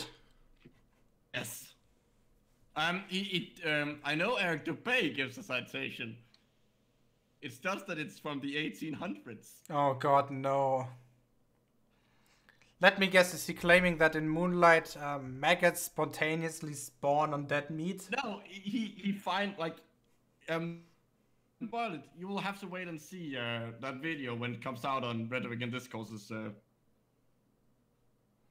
Is it a series? Is it a part Is- of is his it- 200 proofs of flat Earth? Yes, it is. Oh dear. Oh no! Even though it has nothing to do with the shape of the Earth, which is a bit weird. Yeah, whatever. I just wanted to say also, when I was showing that the black body, when I said it was all shifted to the right, it actually goes down as well as shifting. The peak goes to the right, and it becomes much less humpy. That was quite a big hump you saw there, and as it gets near 4,000 degrees, is actually a lot less humpy than the 5,000. Yes, there's a law called, oh for fuck's sake, is it Wien's law? Sorry. That the amount of energy irradiated by the body is proportional to its temperature I think that's to Wien's the law. power of 4, I think. That's right. Yeah, you're absolutely right. Alex, No idea. it's power 4. Yep, it's power 4. So yes, in other words, the amount of radiation is very, very sensitive to the temperature in degrees Kelvin, or Kelvin. You don't say degrees. So yes, very, very sensitive to temperature. Anyway, I'll carry on. With that, in fact, my friend Dave in the UK has done this experiment. We've done this with candles, and I will show that. Dave has done it. I will not get into this presentation. This is a future object that I will look at, and that is that the sunlight is possibly fluorescent in nature and the moonlight is non-fluorescent in nature. He has no fucking Now, idea here's what one of those the terms experiments mean. that No prove fucking clue. code moonlight. Yeah. This is from a video by Ashley Webster channel, and I'll have the link below. Moonlight versus moonshade temperature test. Stop. And what Ashley did was she 2 Fahrenheit difference. How much is that in degrees Celsius or in Kelvin? Be one degree. Also, I assume they were when in relationship with these, because it's clearly the same thermometer. When were they taken in relation to each other? Yeah, Yes. exactly. And also, what is actually measuring the temperature of? Yeah, it's the air, because those fingers are going to be warming things up. Exactly. Is he measuring the temperature of a surface or of the air, or what is it? Well, it says Or the infrared. wall. Is it a pointer? Because I think he's got infrared on there, so presumably it's some sort of... It's one of those thermometers where you point at something and Yeah. it, which also a lot of them will actually, what they actually measure So it could be... isn't the temperature at the So it's point, the it's nearest the thing he's temperature. pointing to. Yeah, so by turning it around, as he's done here... No, because it's not actually that you a lot of them don't actually measure the temperature at the thing where, like, the laser point that shows you where you use the point with. It doesn't actually measure the temperature at that point. What it will do is it will take the temperature across the beam. Yes, the radiation at the presumably coming into the lens, presumably. Yes. So it's actually like you can't use that to get very accurate. Like, you have to have some special equipment. Well, you have to point it in the same. You have to not just hold it in your hand for a start. If you wiggle it around like that, God knows what's going to happen. Hey guys, just so you know, something that actually shows the emissivity of the moon. And yeah, the moon's emissivity, the moon's emission spectrum, is actually more red than the sun's. It has to be, because otherwise there would have to be a source of energy to that, like. Here's the image. Ooh. Yeah, you made a good point about the rods and cones, Micro. So yeah, Mr. Thrive and Survive, you're sitting there claiming that the moon's emissivity is blue, when someone with an actual instrument took this and revealed that the moon's spectrum of emissivity is mostly red.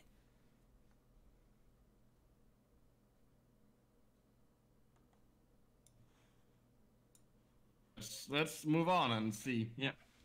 I mean, that's right, because as we were saying, with the decrease in colour temperature, you said 4,000 degrees, so that means it's got to shift towards the red, as we were saying earlier. But yes, it's nice He to see took a infrared thermometer and actually touched it to the surface and showed that there was a 76.4 degree Fahrenheit temperature in full moonlight exposure, and when she touched it on the moon shade or shaded side, it was 2 degrees Fahrenheit warmer, and this is a typical result, about 2 degrees difference.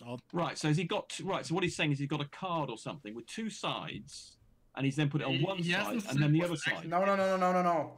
He hasn't said that it's a card with 2 sides or anything. He hasn't even said that it's the same object he's pointing it to.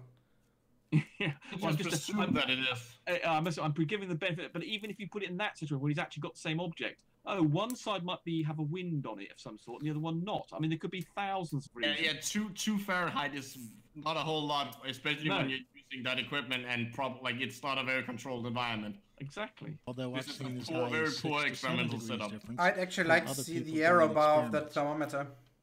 Yes, me too. Yeah, and here's the thing. If you really want to debunk this, what you need to do is put a white sheet and a black sheet. If the black sheet is warmer than the white sheet, then that proves that the moon's light is not cold. No. You have to be careful. Black objects actually irradiate away their heat faster. They do? Yes, they do. If you want something to irradiate away all its heat, you have to paint it black. Yeah. That's actually like, other than like obviously protection from UV, the other reason why humans when they lost their fur became black is because that helps you cool down. Yeah, the trouble is it also helps you warm up in the sun. No, but it doesn't, because that's the thing. It doesn't. It actually you irradiate heat away quicker when you're black. Yeah, but you also absorb more heat quickly when you're black. That's the point. If it was a difference between the black color absorbs more heat and it also radiates more heat. Similarly with white, it radiates less heat and it absorbs heat. It has to work that way. If there was a difference between the radiation and the absorption, you'd be able to build a zero energy machine. Something that radiates well also absorbs well. It's a fundamental property of physics. Fundamental rule of physics. Yeah, but remember, you also produce heat yourself. Yes, exactly. So if you're hotter than your surroundings, being black, you will radiate it better away from you. But if you're in the sun, yes, indeed, that could be yes. So it depends on the difference. If you're trying to absorb, if you were out in the sun, and you would actually absorb heat more quickly. So it depends what the incident radiation is on you, and whether you're hotter and you're trying to radiate the outside temperature warmer or hotter than you is what you want to do, depending on what the normal situation is really. So if you were black, you would avoid going out in the sun, whereas if you're white, you could get away with it slightly better. But if you were hotter than your surroundings, then you're going to be black. It's Anyway. Now, a lot of people want to say if you use an infrared thermometer, like one of these ones where you point and shoot, there's a diameter that you're getting that is too big, and so it's pulling in all kind of extraneous data. Well, this is actually a contact. She actually made contact to get the temperature on the surface. Let me add here. Doesn't say anything. The experimental setup is still crappy as fuck. What I have found through my experimentation is that color makes no difference with moonlight, but material does. In other words, if you use a white piece of plastic that's exposed to moonlight and moon shade, and you take the temperature, and then you take it from the exact same piece of plastic, but this time it's black, it isn't going to make any difference. But if you use leather instead of plastic, you may get a greater or less result. Oh So the no, materials so something used with seem different to be heat capacity big, will important behave factor with differently. moonlight. Yeah. For Depends anyone if it's wanting to cooling do down, these whether it's type at the of ambient temperature or experiments. not. All right, here's the candle moonlight test. This video is on my channel. I will leave a link below as well. Right, so it was a card. We'll put in right. a card here so you could see it. What occurred here was candles were put into a windowsill, and there was a blocking mechanism, and the moonlight side, all the candles were lit, and at the same time all the candles were lit on the mood shade side. Now, one interesting thing to note here was there was a wooden beam in the middle of the window pane which blocked the moonlight from one of the central candles on the moonlit side. Yeah, but it also This blocked the becomes very air. important. Yeah. In this So when we experiment, look the down airflow here, is a relevant the side factor. in the shade You have to from the eliminate moonlight this somehow. For burned example, pretty much stop. You have to eliminate this somehow. For example, by putting all 6 candles behind the wall thing, but with is it a wall or is it a window? I don't know. But with 3 of them behind something transparent, for example, glass, and the other 3 being behind something non-transparent, something opaque, like a wall, for example. Yeah, what I would do if I was there to start off as a control, I'd simply obscure everything by putting a roof or something over this system. Exactly. So they move like, and then see if they show the same temperature. I'll bet they wouldn't. As a control, but yeah. I mean, this is just such drivel. 100% down. All right. So the shaded side burned all the way down. Now, the shaded candle here, right here, rather, burned all the way down, just like on the shaded side over here. But where the moon was blocked, this candle, I'm sorry. Let me get this right. He's claiming that the rate at which candles are burning is his acid test, is it? Yes, he's saying that when there's no irradiation from moonlight to the candles, they will burn faster. So all these candles are going to burn at the same rate, are they? Right, independently. Yeah. I was about to say that. He has no control. He has no replication. He has an N of 1. Yeah. God, what an idiot. Sorry, this candle right here. All right, this acted just like the shaded side. It burned all the way down. Whereas the other candles on that side, like these 2, still had a... You know what? If there was a tiny waft of wind on this, which one candle do you think would move down? It really doesn't take much, yeah. Yeah. Especially with those small candles, right? Obviously, the bigger the ratio between burn time and experimental time is, the better. Yeah, I mean, it's just... Yeah. If you put 2 identical candles on the other side of a card, you guarantee there'd be the tiniest movement of air would cause a difference.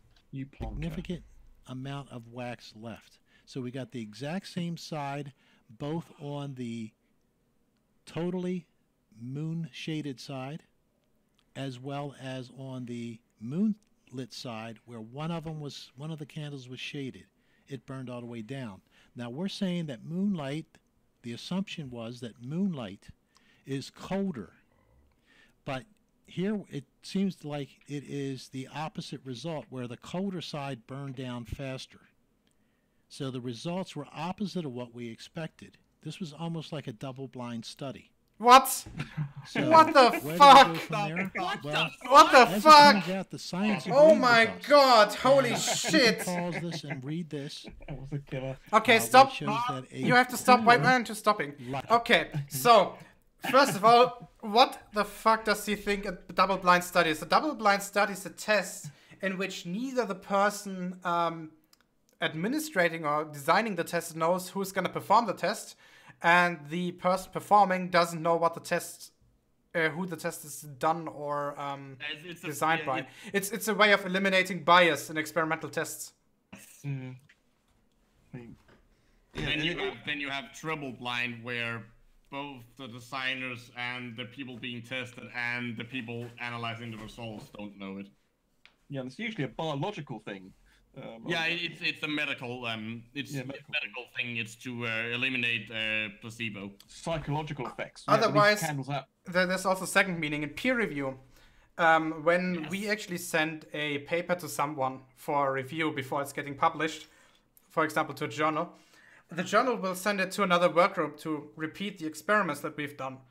And the people in chemistry, yes, the people who get our results to repeat them don't know from whom the journal got the data, and we don't know to which workgroup the data will be sent. Right. So this way, neither those people know that our results might be probably good because we might be a good work group which has published good results in the past. Yeah. And we will not know whether the work group that's correcting or testing our results is a good one or not. Yeah. Again, a way to eliminate bias. In this case, when it comes to publishing new stuff. Yeah. And that's you one heck do of a that. verification scheme, that is. That's fantastic verification. Is that before the paper's actually published? Yes. Is that part of the in good papers, yes. Yeah, and but it's only a thing. It's only really a thing in chemistry. You don't for example, in cell biology, you don't do that. Right. Peer review process. Yeah, because I mean, I didn't realise that as part of the. So this is actually as a result of the paper being submitted to a journal, they will actually get someone else to go and reproduce before they even publish the damn thing. In good papers, yes. Well, in good journals, yes. Obviously, yeah. Obviously, the higher the impact factor, the better. Yeah. Well, there is, but it's like, does it also depend on how complicated it is? Like, if it's a really complicated, expensive experiment, would it also do with that? Yeah, the papers at CERN, I suspect, don't have to go through this process. They, not necessarily. It's not always a requirement, no. But I mean, if it's if some of the raw compounds are like super expensive, someone obviously has to pay for that. Yeah. I actually don't know. But for example, if you want to be published in something like Nature Chemistry, then this type of test is likely going to be performed. And if the other workgroup doesn't get close or at least similar results, then you get the publishing journal, the reviewers will probably reject it. Wow. Wow. I mean, it's obviously possible that the controlling workgroup even gets better results because just bad chemistry. But that's unlikely. And they could also cock it up, of course. Yes, as you were saying earlier, you don't know how good the people are doing the reviewing process, verification. Presumably there are instances where the other group haven't made a very good job of it and they haven't followed the paper along the instructions terribly well. I mean, you've got to be very thorough about your methods and material. Exactly, yeah. Especially when it comes to chiral analysis and chiral syntheses. Because some of the stuff you were telling me would seem to be very specific. You have to be really careful about the conditions and things. It was really almost like art. It wasn't something like you say, this off we go. You have to be really careful. Yep. I'm imagining having to do that with living things that don't behave. Yes. Yes, naughty things which get affected by seasons or something, or magnetic fields, or God knows what, or how they're feeling that day. No, magnetic fields? No, that gets affected by how long they've been alive. Yeah, I mean, I'm just thinking of things like bacteria. They're some attracted by magnetic fields, aren't they, and things. Yeah, there are some magnotoxic bacteria. So here's the thing regarding on how long those things have been alive. Don't test any birth control pills on 70-year-old women. That will obviously affect your results and yield probably 100% efficiency. Yeah, but there, you know, the reason, like one of the cell lines I work with, so like you have this thing called a passage. Like you have a flask with some cells in them, and then once the cells are filled, more or less filled the side of the flask they grow on. Something that makes them fall off, and then you take like a 10th or something and put it over in a new one, and then you add one number to the passage. And I have one of the cell lines I work with. It's been going for like 200 and something, like 280 passages or something. Wow. But it has this weird thing where when it hits about 300, weird shit for no reason. No one knows why it starts doing weird shit. Probably just to fuck with you. I don't fucking know. Sounds like you could do an experiment on that, Micro. You probably are, but like that's not what I'm doing experiments on. Okay, I'll carry on. Right, so basically, double blind, you idiot. You've no idea what you're talking about, you utter moron. Actually, why don't we read the text? Oh, God. You do realise we've only got... How far we got through this? We still got 8 minutes to go. Yeah, I know. But 4 minutes, sorry, 6 minutes to go. yeah, fuck it. Let's just read this entire thing. When you cool down the Do it in surroundings... funny voice. What? Do it in a funny voice. In what? In funny voice? I do it in a funny voice. When you cool down the surroundings around the candle, more heat is transferred away from the pool of melted wax around the wick. You end up with a smaller pool of melted wax. The distance that the molten wax travels from the edge of the pool to the wick is shorter, so there is less opportunity to heat up the wax. Therefore, the viscosity of the wax at the base of the wick is higher. The resistance to traveling up the wick is greater, so there's less wax fed up to the wick. The flame in a colder environment would, for that reason alone, be expected to be smaller. What? The fact that also the Also, the fact that you are adding cooler air into the decomposing wax would also tend to slow down that part of the overall combustion process. No, I would admit that the lower temperatures cause an increase in wax viscosity at the base of the wick, slowing down the amount of wax that travels up the wick, and causing the candle in a low temperature environment to burn more slowly. Now this That actually makes perfect sense. that might be a viable explanation if you ruled out all the other factors that we've been pointing out. I suppose it might. I can see that this like working. Well, yeah, I mean, he's quoting this presumably from some decent... some Wisconsin education physics department, so probably people who know a bit what they're talking about. Yes, I mean... Do we have a wax But physicist when it comes somewhere? to realize it, like just at the top, science agrees. Yeah, I mean, No, there's so many variables here, particularly the two sides of a card, wafting wind. I mean, it's just... No, but he's trying to say that this proves that your sunlight is cold, and like he's trying to explain how moonlight is cold. He's trying to explain.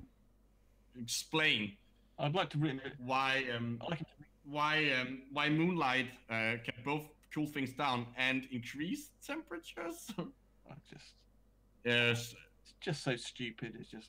Yes, how can it be the wax to fire burn differently, or actually would cause the wax to agree with what we showed Oh, right the here, wax where the agrees, shaded okay. candle was actually acted like it was in a warmer environment, but in reality it was a colder environment for the ones that are in moonlight. It appears to be opposite. Yes, When that's you exact read- opposite. This is the address here,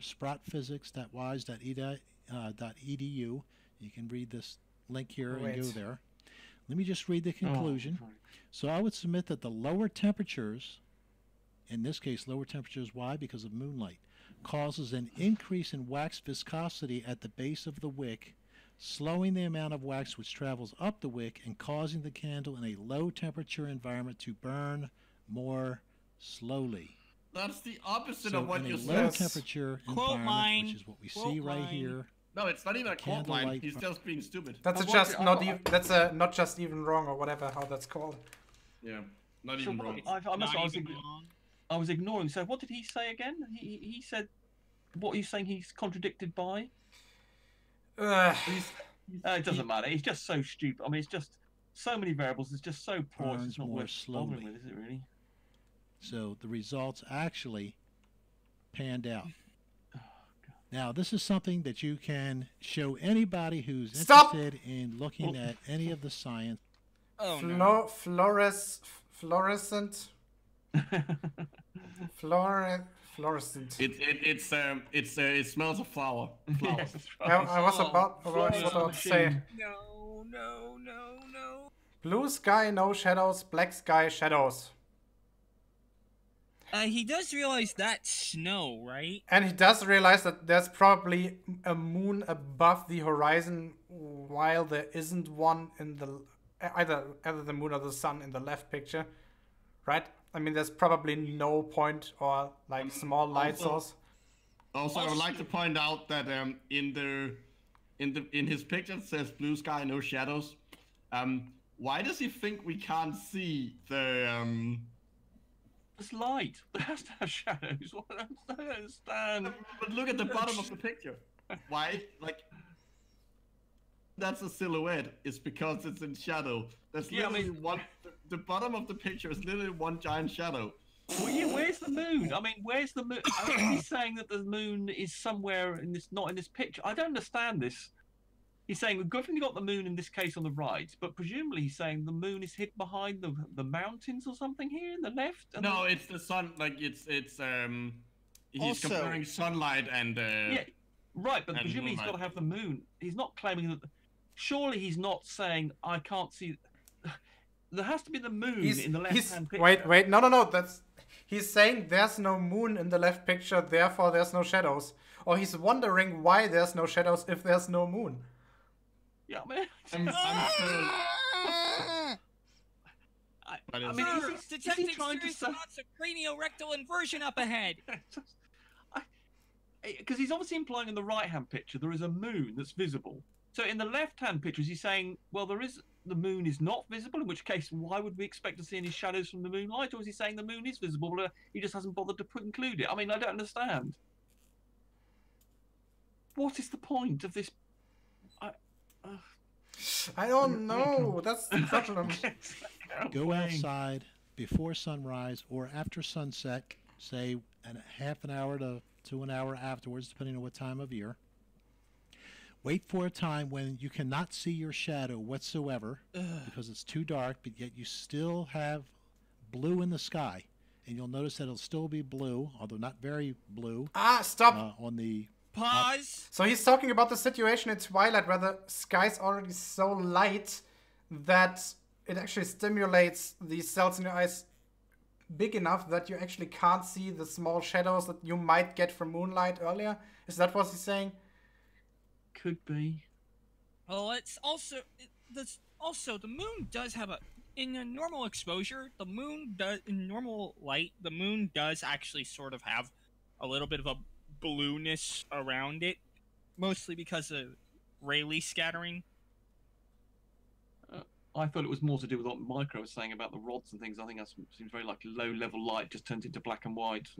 True. But yes, but I think Gia might be onto something here. He's basically saying you can't see shadows at dusk because the sky. In other words, because the sky is very bright at dusk, and on the ground is dark in comparison. Whereas obviously when the moon is well overhead and it's not very bright, then the ground isn't. The difference between the brightness of the ground and the sky isn't so different. In other words, the sky itself is obviously very dark except for the moon. Whereas in the left-hand picture, the sky is, there's quite a big blue sky is being illuminated by the sun. Therefore, you won't see shadows, presumably at the same level. Is that? I have no idea what he fucking. Oh, Jesus! Let's get on with opposite this. side where the sun is, but it'll still be blue from horizon to horizon. From the But sunlight. Yet you cannot see your shadow. Wow. But then go out in the moonlight Oh no. when the moon is full and overhead. And Yeah, I'm and the showing sun is shadows nowhere from to be trees seen here, and nowhere being close to the cast. horizon. And you will notice that there's absolutely no blue around Because the moon. it's So not if the moon is fucking reflecting bright enough. sunlight, and it's actually brighter when the moon is overhead than at these times of the day, why don't we even... Right. This. Also, as he said, the moon is directly overhead, meaning not close to the horizon. Therefore, the scattering the atmosphere is not as bad as to the time at And dusk. he's saying it appears brighter, but of course your little eyes, they open up more in the dark than they do at dusk. Well, first of all, they open up more. Your brain will adjust the brightness, Yeah. and rods are much more sensitive. Like, in order to activate a cone, you need several photons. A rod can theoretically detect and like get an actual nerve signal going with a single photon. Neat. Right. And But yes, so basically, so the basic issue is that the sky is brighter, therefore, it doesn't. Your eye sensitivity goes down. You've got a smaller pupil on the right, and the right-hand side, the sun will appear, moon will appear brighter because there's no bright sky if your eyes have to deal with, and so the pupil opens up further. I mean, this is, oh God. Yeah, silly person. You can see a small ring of blue around the moon if it's the exact same light. It's Because if it's it's reflecting less. sunlight And there's nothing special about the properties of the moon. You can There's look also this less up as blue well. light in it.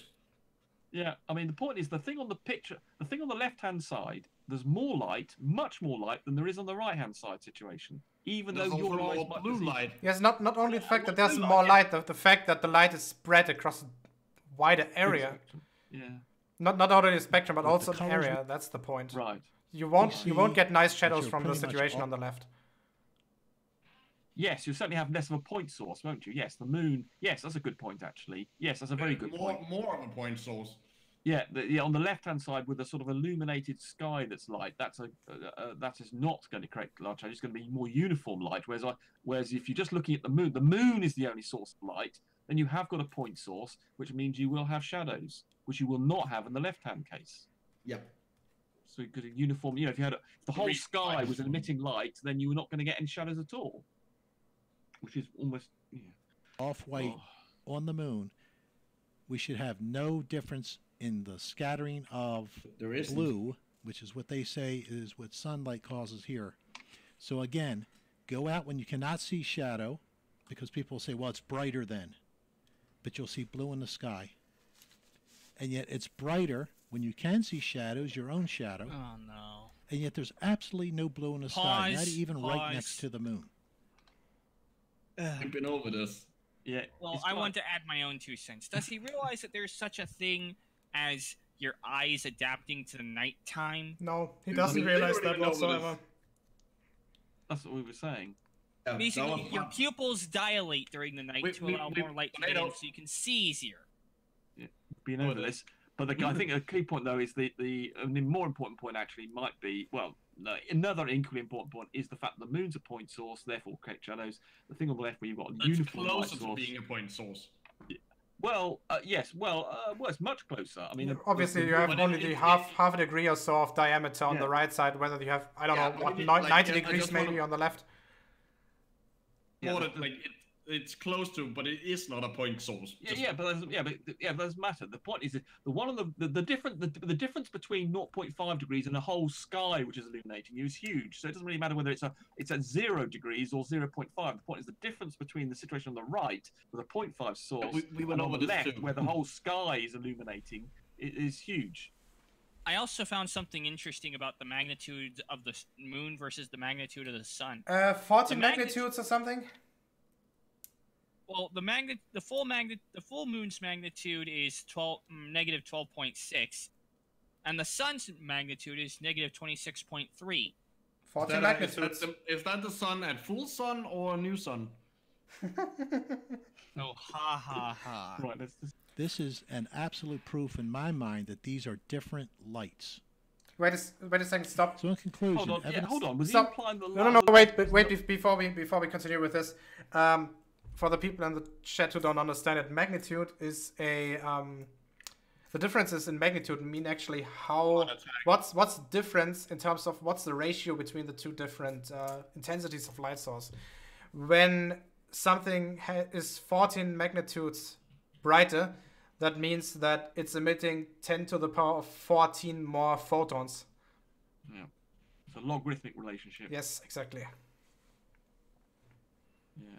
So, but hold on. Is he saying that the left-hand case was moonlight? Then I'm not sure. I'm a bit confused now. So he's saying it was the moon. Oh, he's saying. But hold on. Oh, So no, he's the saying- right hand side is is sunlight, and the the left hand side is sunlight, and the right hand is moonlight. right, but what he mind said that though these implied are that he thought different lights.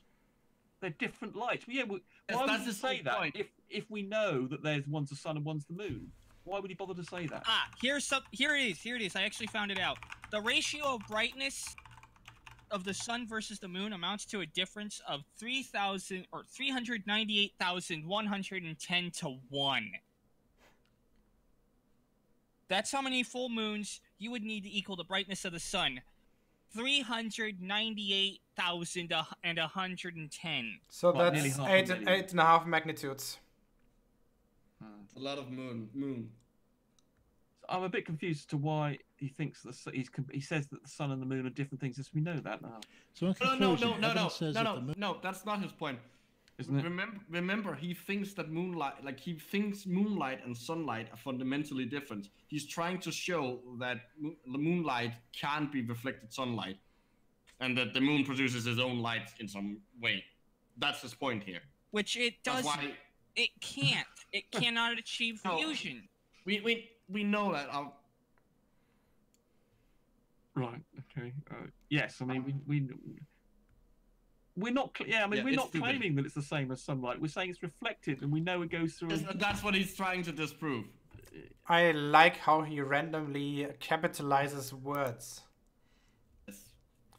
If the moon blocks the sun at eclipse time, then the moon can't be any more than 70 million miles. Wait, no, 70 miles wide. Yeah, wrong. NASA's explanation for a west-east eclipse path doesn't hold water with actual. And he's wrong. That's the thing. So in other words, he's going through his points here. So he's wrapping up. Yeah. So yeah, the first point is the one we established about he wasn't considering the sun can be bigger than the moon. The second point was the circular path of that eclipse, which we showed. Yes, that was the eclipse in Russia, 1968, exactly. Yeah, and then so he's then going to go on to the third. The moon doesn't fit NASA's model. If the moon blocks the sun at eclipse time, then the moon can't be any more than 70 miles wide. Now, I do not believe the moon blocks the sun during an... He just said he doesn't believe the moon blocks the sun. If the moon blocks the sun at eclipse time, then... No, he's saying the moon blocks the sun, but it can't be more than 70 miles wide. Oh, but no. Yeah, Tornado's right. If you go back just a bit, he actually... What? Okay. If the moon blocks the sun at eclipse time, then the moon can't be any more than 70 miles wide. Fine. Now, I do not believe the moon... And yet it's brighter. Okay. Let's run his entire conclusion in one piece. And yet there's absolutely no blue in the sky, not even right next to the moon. This is an absolute proof in my mind that these are different lights. So in conclusion, evidence says that the moon doesn't fit NASA's model. If the moon blocks the sun at eclipse time, then the moon can't be any more than 70 miles wide. Now, I do not believe the moon blocks the sun during the eclipse, but if it did, instead of the 2,159 miles across moon, it cannot be, by the science of light and shadow, it cannot be. You don't understand the science of light and shadow. And you can go outside with 2 different sized balls and prove this yourself. I dare you to get a shadow to cast on from a smaller ball onto a lighter ball. Get the shadow to be smaller than the diameter smaller and lighter? The blocking object. You cannot do it, and you're using the exact same sun that the moon does during solar eclipse. You stupid NASA's idiot. explanation for a west to east eclipse path doesn't hold water with actual historical data. There are many other eclipses that do similar such paths that make no sense in NASA's model. Yes, they Tide do. data is all over the board and suggests a location relationship, but not a gravitational what does relationship that even mean? with the moon.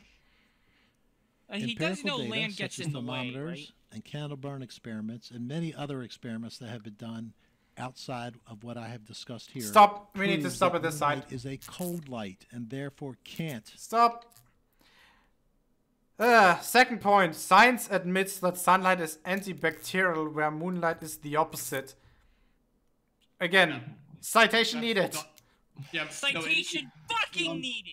Just so stupid. What that sentence literally implies is that moonlight will create, like, the opposite of killing bacteria would be bring them back to life, or like. Wait, Micro. I'm gonna apply some flat earther logic here. Since moonlight is septic, therefore the astronauts on the surface of the moon would have died. Therefore, the moon landing did not happen. As they got closer to the moon, all the E. coli in their guts. E. coli. I might have missed this the first time, but the far increases in moonlight and is dampened in sunlight is quite a special one, I think. No, just no. There's so much wrong with that I can't even begin. I did hear it mentioned earlier, but I sort of ignored it. But now he's put it in text, and I've been able to read what he's saying. It's just stunning. But go on. No blue in moonlight. You can. Oh no. Shows... Everything he's. Be And he's reflected down- sunlight. The fuck? There is nothing in physics that can explain a reflection of sunlight being cold.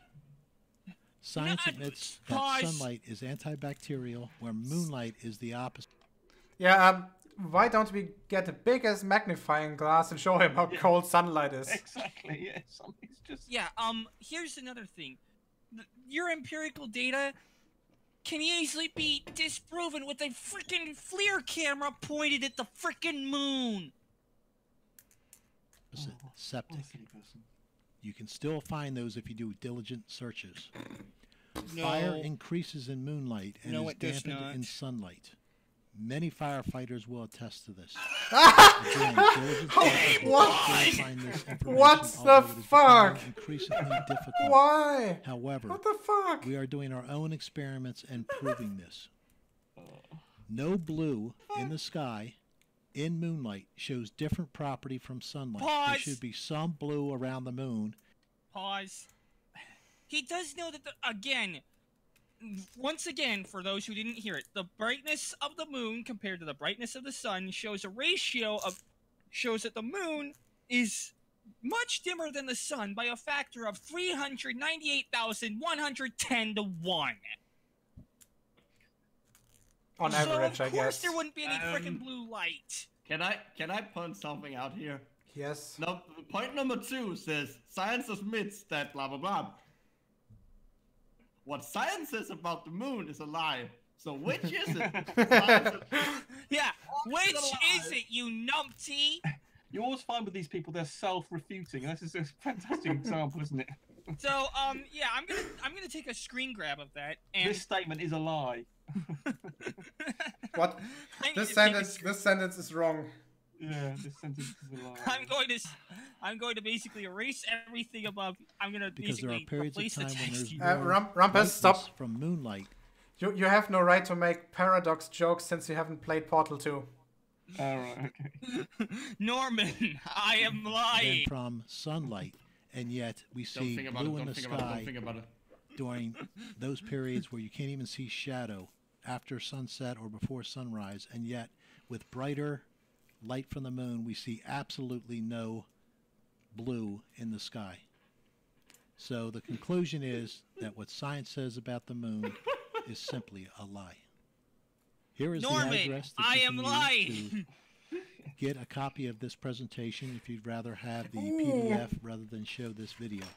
Thank you very much for I'd your rather time. not. Wait, no. So let's see. People for life. People for people. Oh, people for people. For Dot people. Dot live. live. Dot Dash rich. slash. Let's see what we find. Okay. So let's see.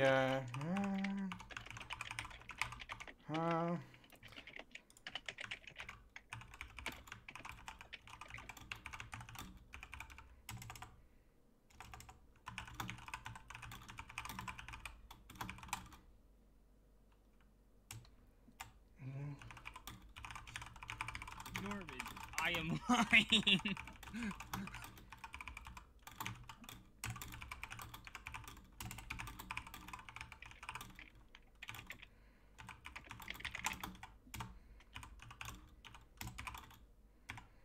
PPTX, isn't it? Mr. Thrive and Survive, what you have just described is a paradox. Obviously, I'll switch in my real name.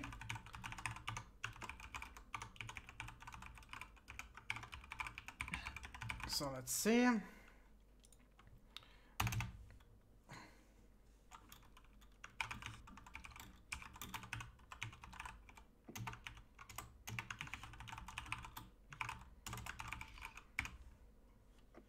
Submit.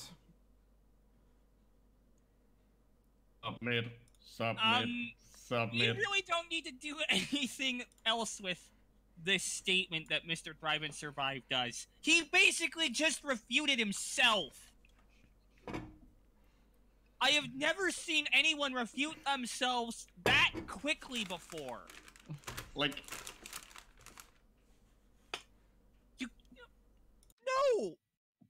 He refuted himself in one slide. He's not allowed to do that. The internet is wrong. Anyone get this reference? Please tell me if you do. Norman, I am lying. No, I don't get it. Okay, you just keep repeating the joke. It doesn't make it funnier. Just saying. The sentence below is true. The sentence above is false. Right. Well, I need to go and eat something. Why, Mr. Thrive and Survive? Why do you do this to me? That was nearly 3 hours there. Almost, yeah, 2 hours and 41 minutes. So Confound you, Lion Knife. You drive me to drink! So I guess we're gonna finish it here, since everything that needed to be debunked now is debunked. Oh yeah, is there anybody, comments in the chat? Exactly, unless there's something in the side chat that needs addressing. You mean Mr. Concave Earther over here? Well, regarding Mr. Concave Earther, Jason McCormack? Caps man. That's him, isn't it? McCormack? Yeah. Yes, exactly. So, if flat earthers are making weird, well, in your case, you're apparently not a flat earther, but something similar. Something equally stupid. Whenever you guys are making claims in one of my side chats, I actually invite you to join. I've done this earlier in this stream via text, but I would like to repeat my invitation for you to join one of my hangouts. You can reach me on Discord at my address geoschreber #4475 if you want.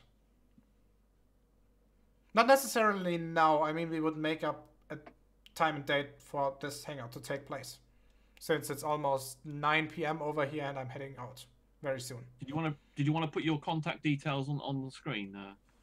I just write it into the side chat. Oh, actually, or you could post it in your or into the contents, the comment underneath the video, in the link in the YouTube comment.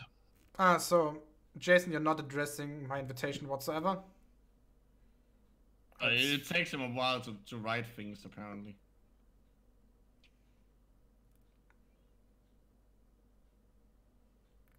God, he still hasn't learned to switch off that caps lock, has he? He's got. It's not a thing of a matter of learning. He deliberately does it because reasons. To make an impact or something.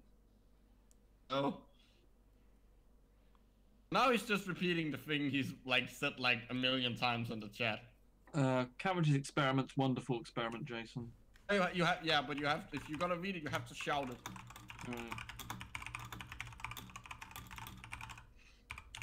Oh, apparently there's somebody in the side chat who lives very close to me.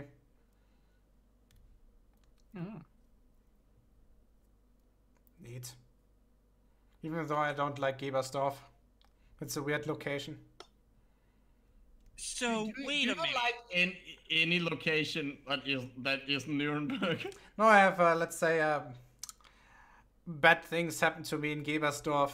Because the only time I actually go there is when one of the highways over here is blocked, and the main road through Gebersdorf is like the escape emergency route in case the other one is in the case the other one is jammed. So the only thing I don't know the English word for this.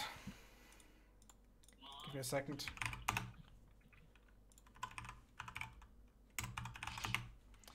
I link or connect with the Gebersdorf is being stuck in a traffic jam.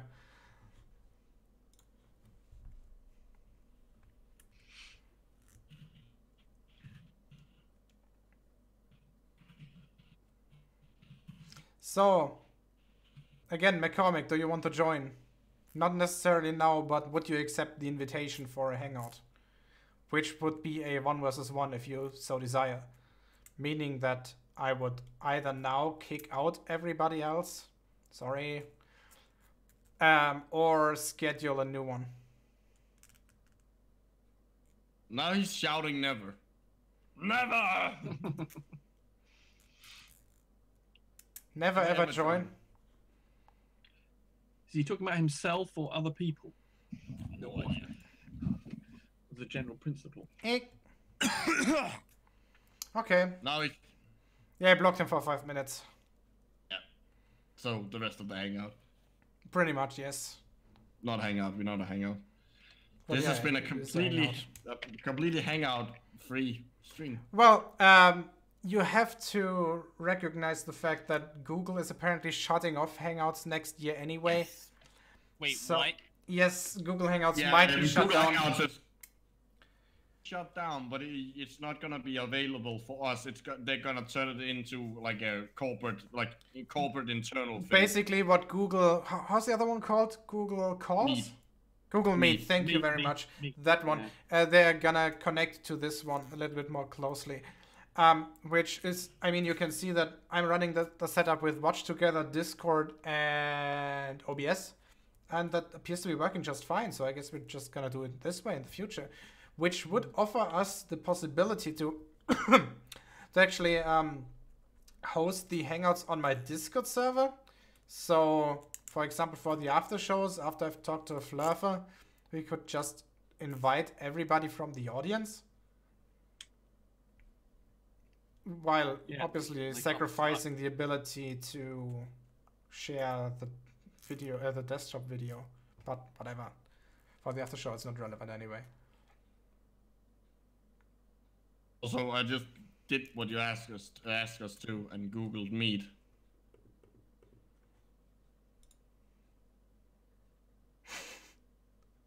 Nice. Oh, wow. See if we can get 2.88 mile mushroom in here. They claim that stars are blobs of light in the sky. Physical origin in this distance is disputable, especially if the firmament is real. Parentheses, Wait. it is. Wait, if the firmament is real, then the stars are attached to them. So, are you saying the firmament is also like a way where we not physical distant thing? Like, What about stellar parallax, for example? How would that work? And they also let's stick to the contradiction. Like is he saying that the firmament, because if the stars are attached to the firmament, and of course the star, and you can't know the distance to the star. And of course when Dick Holman says, sorry. You also can't know the distance to the firmament, so which makes it weird to call it the firmament. What the fuck? You can hear the firmament every time a jet flies overhead. Ask yourself, what sound does half a seashell make when you put it to your ear? What? The sound you hear when you put a half a seashell to your ear is the sound of the blood rushing through the blood vessels in your ear. And of course, what does that have to do? Mile mushroom also says Eratosthenes' experiment is flawed. It proves flat Earth / close and close / small sun, depending on interpretation. Bullshit. As soon as you have 3 observation points, they literally dismissed it offhand. Exactly. The points or the data points will actually be different for a spherical Earth compared to a flat one with a closed sun. When you have 2 points, 2 measuring points, then yes, the results might be identical. But as soon as you have the 3rd one, then they are not compatible to each other anymore. And yeah, hey, we're still Jared. alive. But not any longer, Jared. We're gonna stop the stream very soon, so you're late. You can still join in the Discord if you want to talk to us for reasons, but yeah. Nitowell is actually asking us to invite 2.88. That depends. Actually, I prefer to schedule a new one because it's getting late and I have to head out. Also, it's been 3 hours, and inviting another flat earther now would be a little bit annoying. So, at 2.88 mile mushroom, the same invitation that I gave to Mr. What was his name? Jason McCormack, exactly. That I gave to him applies to you as well. So if you want to join and maybe no, well, not necessarily now, but later for another hangout, you can reach me on Discord. Oh, under the he changed accounts. #4475. He changed accounts to get around the ban. Who is it now? Ah, yes, I see it. Okay. There we go.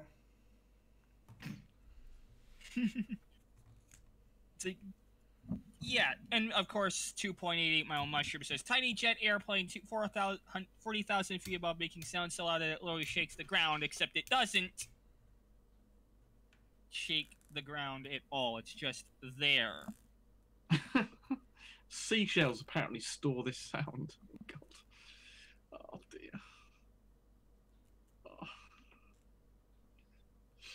Oh, problem is that most of these self-appointed brain boxes are blind to all the obvious clues that are around them in plain sight. Excuse me, what are you saying? Like one, get cite one.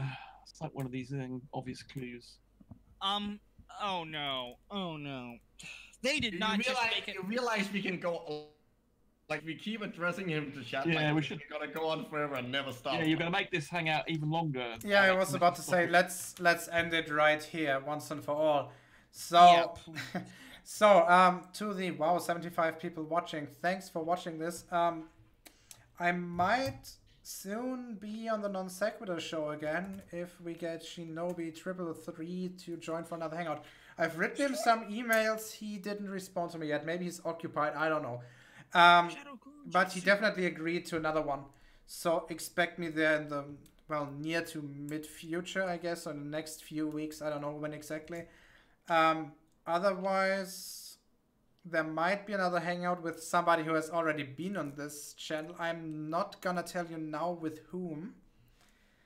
But face palming would be guaranteed. So keep looking forward to that. And with that, I'm gonna end it the good old Red's Rhetoric way. So, Rumpus, say what you have to say and get up, please. Humanity has problems. Nice. Micro. Shouting is fun. Okay. Oh. And last but not least, Tornado Pelt. I am roping out and lifting off the ground. See everybody, the tornado is out of here. Okay, thanks very much for joining, Tornado. Oh, he's already gone. So again, thanks for watching and see you the next time.